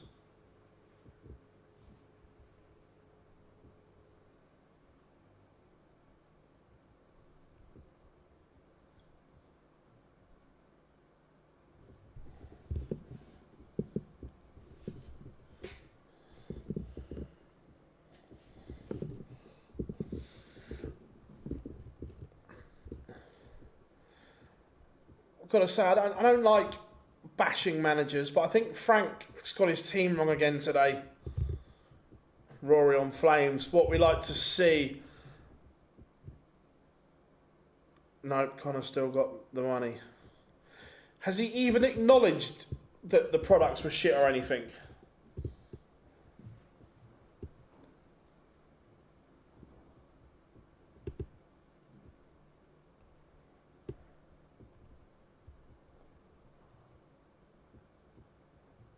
Fairs.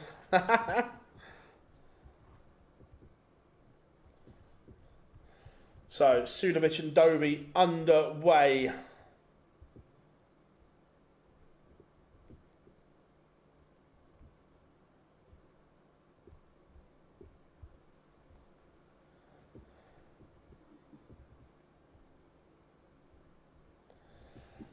Suljovic started well. He has the darts as well.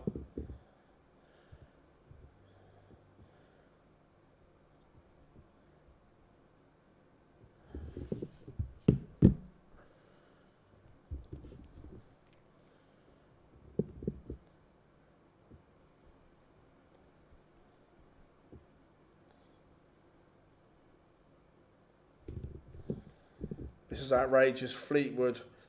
He's playing as good as I've ever seen in one player a week. We like that, Brad. Go on, Tommy lad.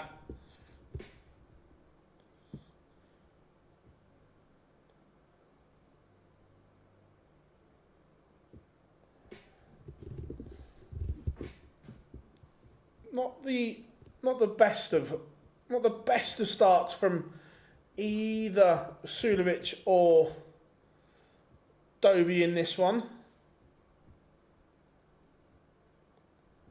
Both of them work to do to up the levels.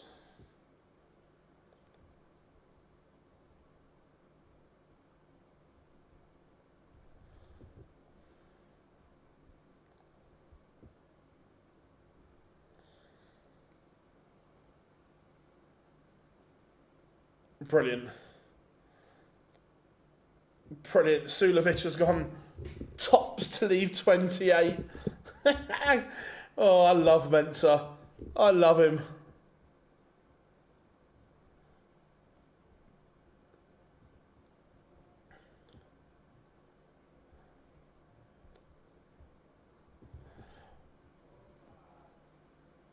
Am I right? Europe, we need to get to 16.5. Is that right? Or am I making that up again? Mensa Suljovic pins his favourite double 14 and we are 1-0 up.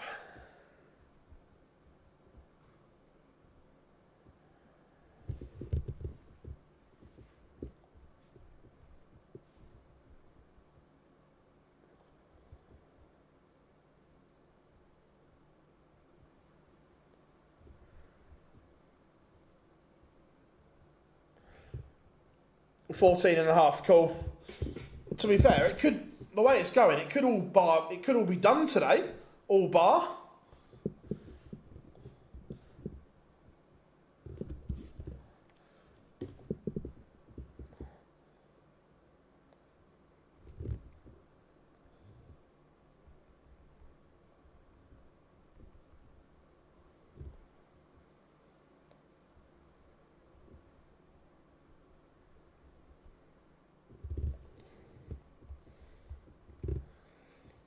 Dobey just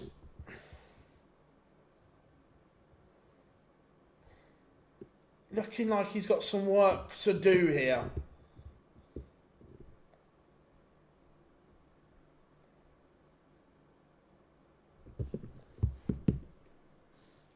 Not free flowing as of yet, but Mensa is just plodding along at the casual 101 average. Bryson just hit a worldie too. Oh, I like Bryson.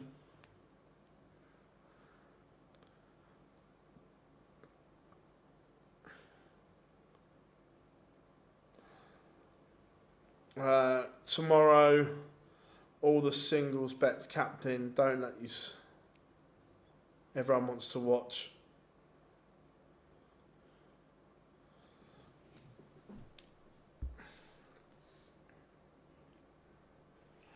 If Brad, if you're Europe, do you top load the front, or do you space them out, or do you go for broke early on?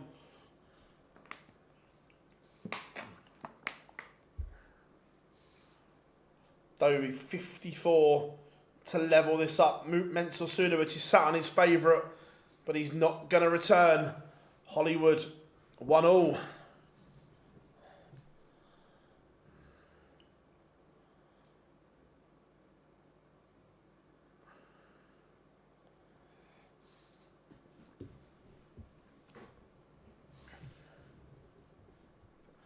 It's interesting that Dobey's flirt with the moulded flight and stem didn't last longer than a tournament.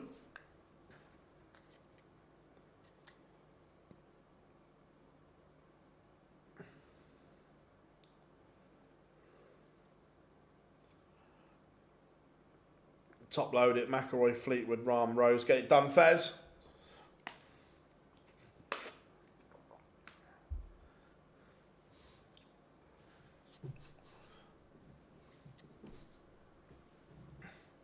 Yeah, I didn't know if there was like a tactic behind it, whether you go like you spread them out and stuff like that, or whether you just go bang.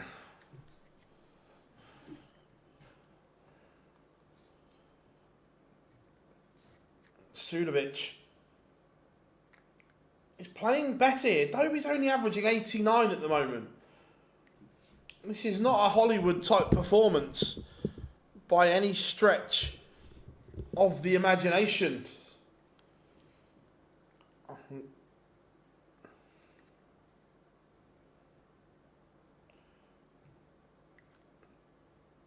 Oh, bullseye, double 16, anyone?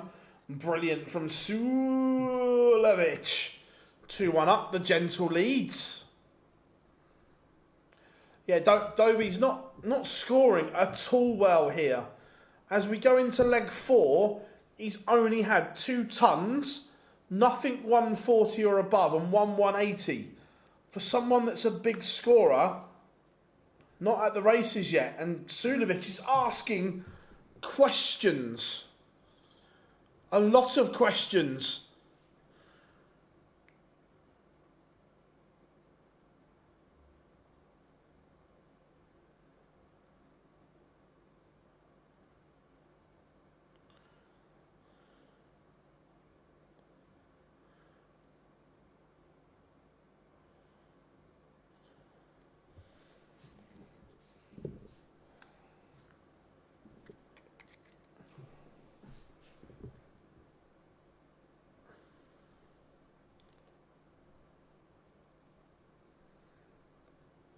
Hollywood needs to find more consistency, more range on the treble.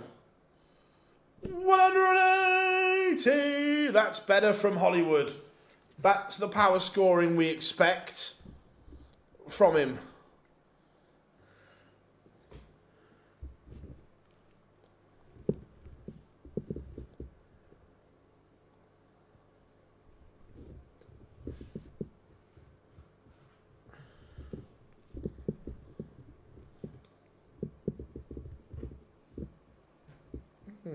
Dobey.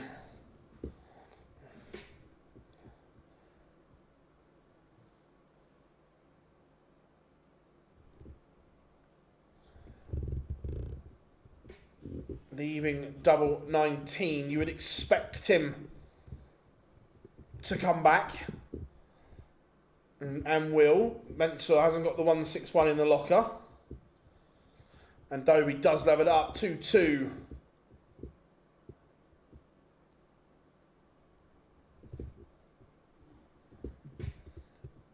Europe playing like Peter Wright, Blackpool. Oh, big fan of that reference, Brad.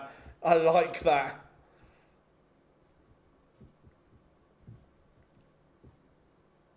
Like that a lot.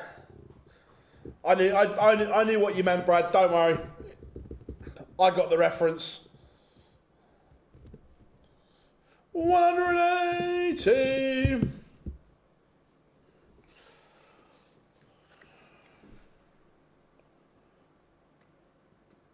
Yeah, Hollywood has woken up all of a sudden from that slumber. He's rocketed the average up by some 12 points. What he needed to do.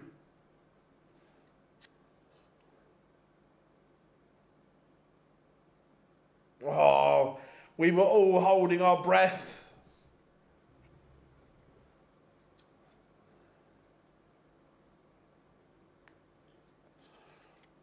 Chris was teasing us with perfection.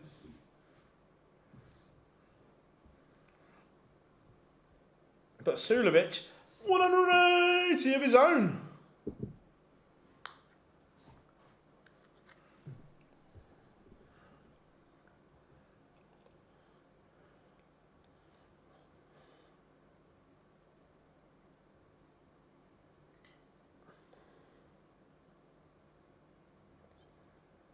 Can Suljovic take out 140? No, he can't.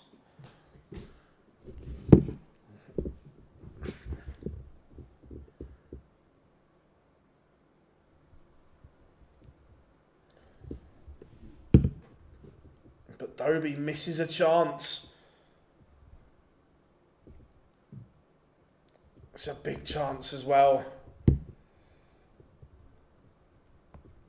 He should have broke here.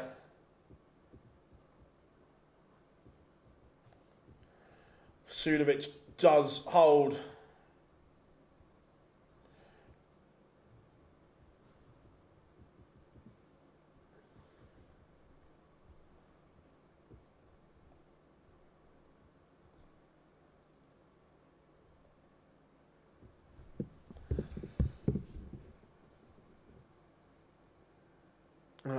You remember, not off the top of my head, Andrew, no?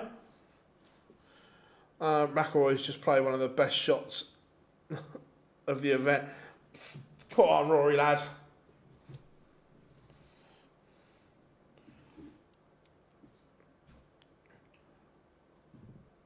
Again, Mensel Suljovic Revivalry was not on my 2025 bingo card. He's averaging 105.5 and leading Chris Dobey 3-2.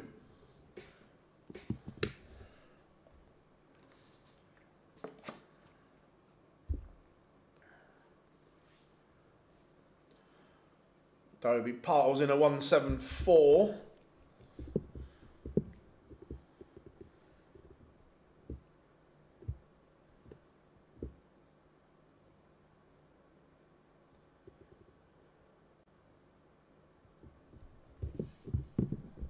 Yeah, I was going to say, I didn't have a Mensel Suljovic Revivalry Malachite on my card. Don't get me wrong, look, I'm all for it.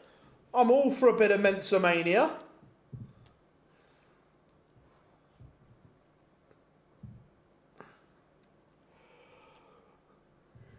Oh, excuse me.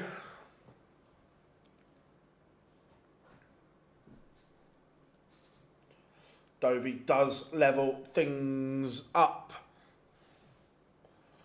3-3.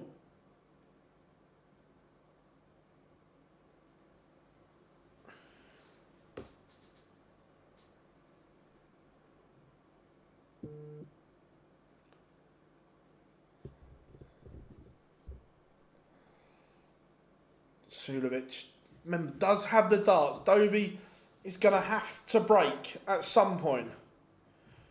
You remember Michael Clegg? The name rings a bell, Johnny. Yeah, that rings a bell.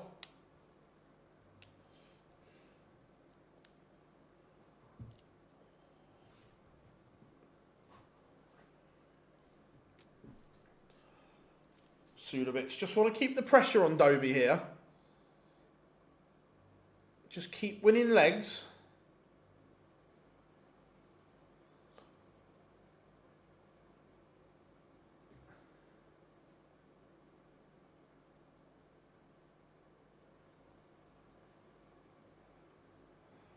Dobey, every time Mentz has had a poor visit, Hollywood's not punished.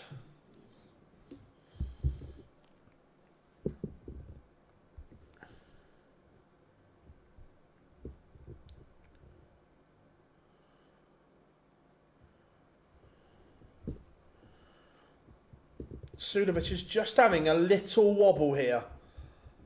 The power scoring has dried up.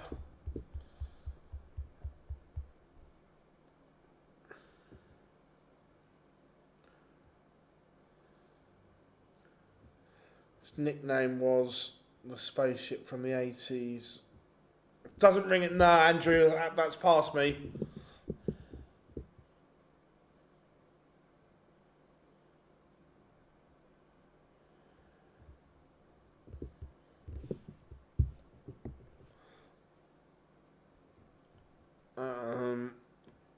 Larry is so Irish. Sunker putt. I'm a fan of that, Brad. I'm a fan of that. You know anything about Mitchell Lowry, mate, from Scotland? Yeah, the young 14-year-old won the Welsh Open. I don't know, I can't remember which way round, but he got to the final of one and won the other, the British Classic and British Open. Looks an incredible talent, Josh. Yeah, looks really, really good.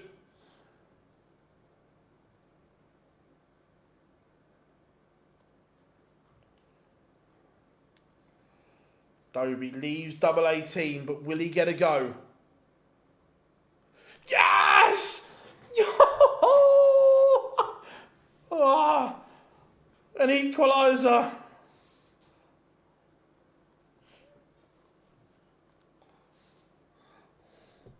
Go on, Paulinia.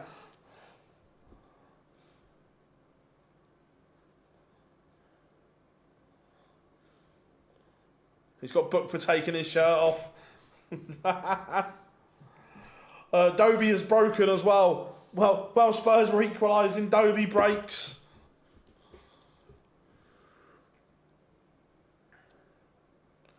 And then kicks off 1-3-4.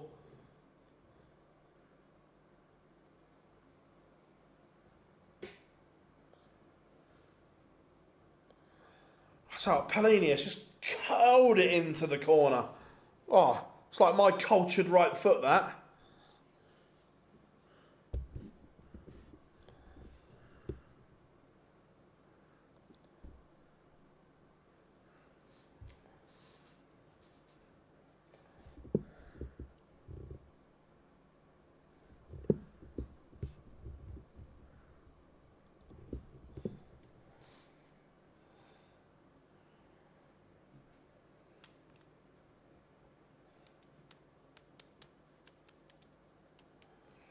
Dobey looking to now go through the gears here and just see off Suljovic.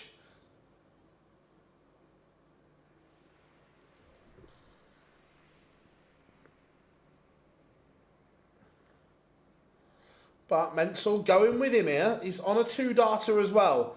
Dobey gets first look at 93. Tops.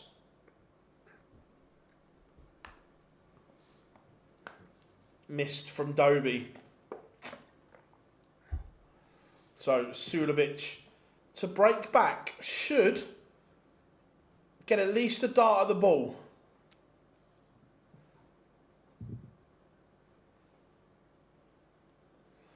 $20 in ball.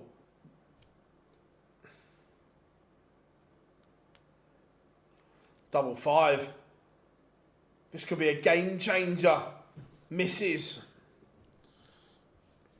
And Dobey is now one away.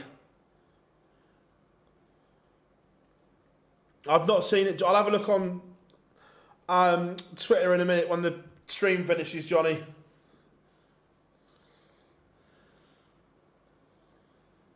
But Dobey is now just one away from victory, putting himself into cup collection session. But remember, tomorrow is all about one match. Tomorrow afternoon, it is about Raymond van Barneveld against Richie Edhouse. The World Grand Prix on the line. They should force Dave Chisnell to stay at the venue and make him watch it with a camera on him. What do we reckon? Think of the numbers. It would be sensational.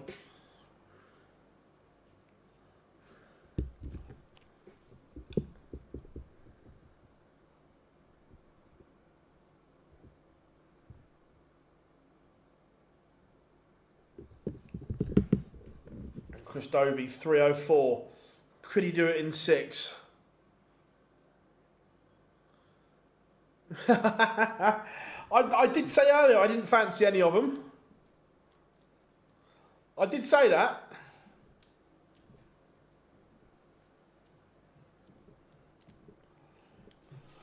So Suljovic will have to see this off probably in 6. We'd like another treble here. Ton to leave 114. How low can Chris Dobey get this? Not low enough.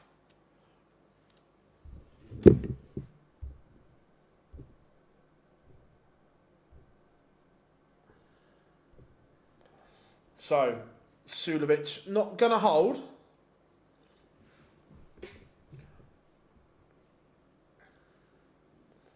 Leaves 60. What pressure can Dobey put on him? Not enough is the word. Leaves around ton, but Suljovic won't be feeling it.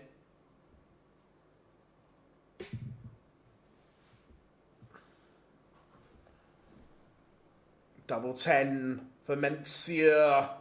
Pins it. 4-5. Dobey has the darts here in this one.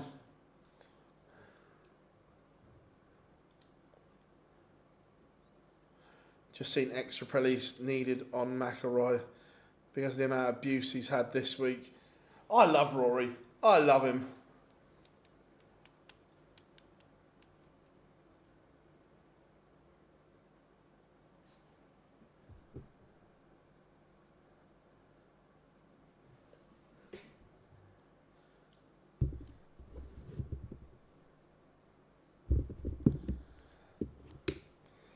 Dobey would like a treble here.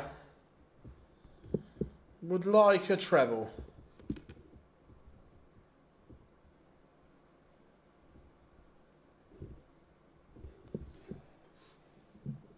He's in a good position here still, Dobey. It's been weird that he's averaging a ton, but it doesn't feel like he's playing that well. It's a weird game. Look, the numbers are brilliant from Dobey, but it doesn't feel like one of them. My pleasure, Dal, my pleasure. So 130 for Hollywood.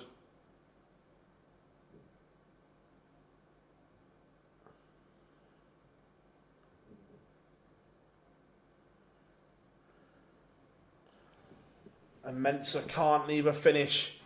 That's looking like all she wrote. As Dobey tees up double 16 for the match winning opportunity.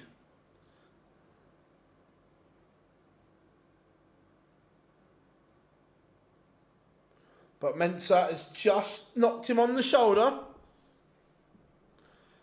But Dobey double 16. And he pins it. Hollywood sees off Mensah Suljovic in the final game of the session. What a session it has been, ladies and gentlemen. Thank you so much for joining us on this double session. Remember, an earlier start tomorrow, 11 a.m. We will be live for the afternoon session with all eyes on one game. Raymond van Barneveld against Richie Edhouse. Can Barney roll back the years and produce one more time? We will find out. We've been on 9 Darts. I've been Phil Bars, and we'll see you all tomorrow. Make sure you set your reminders.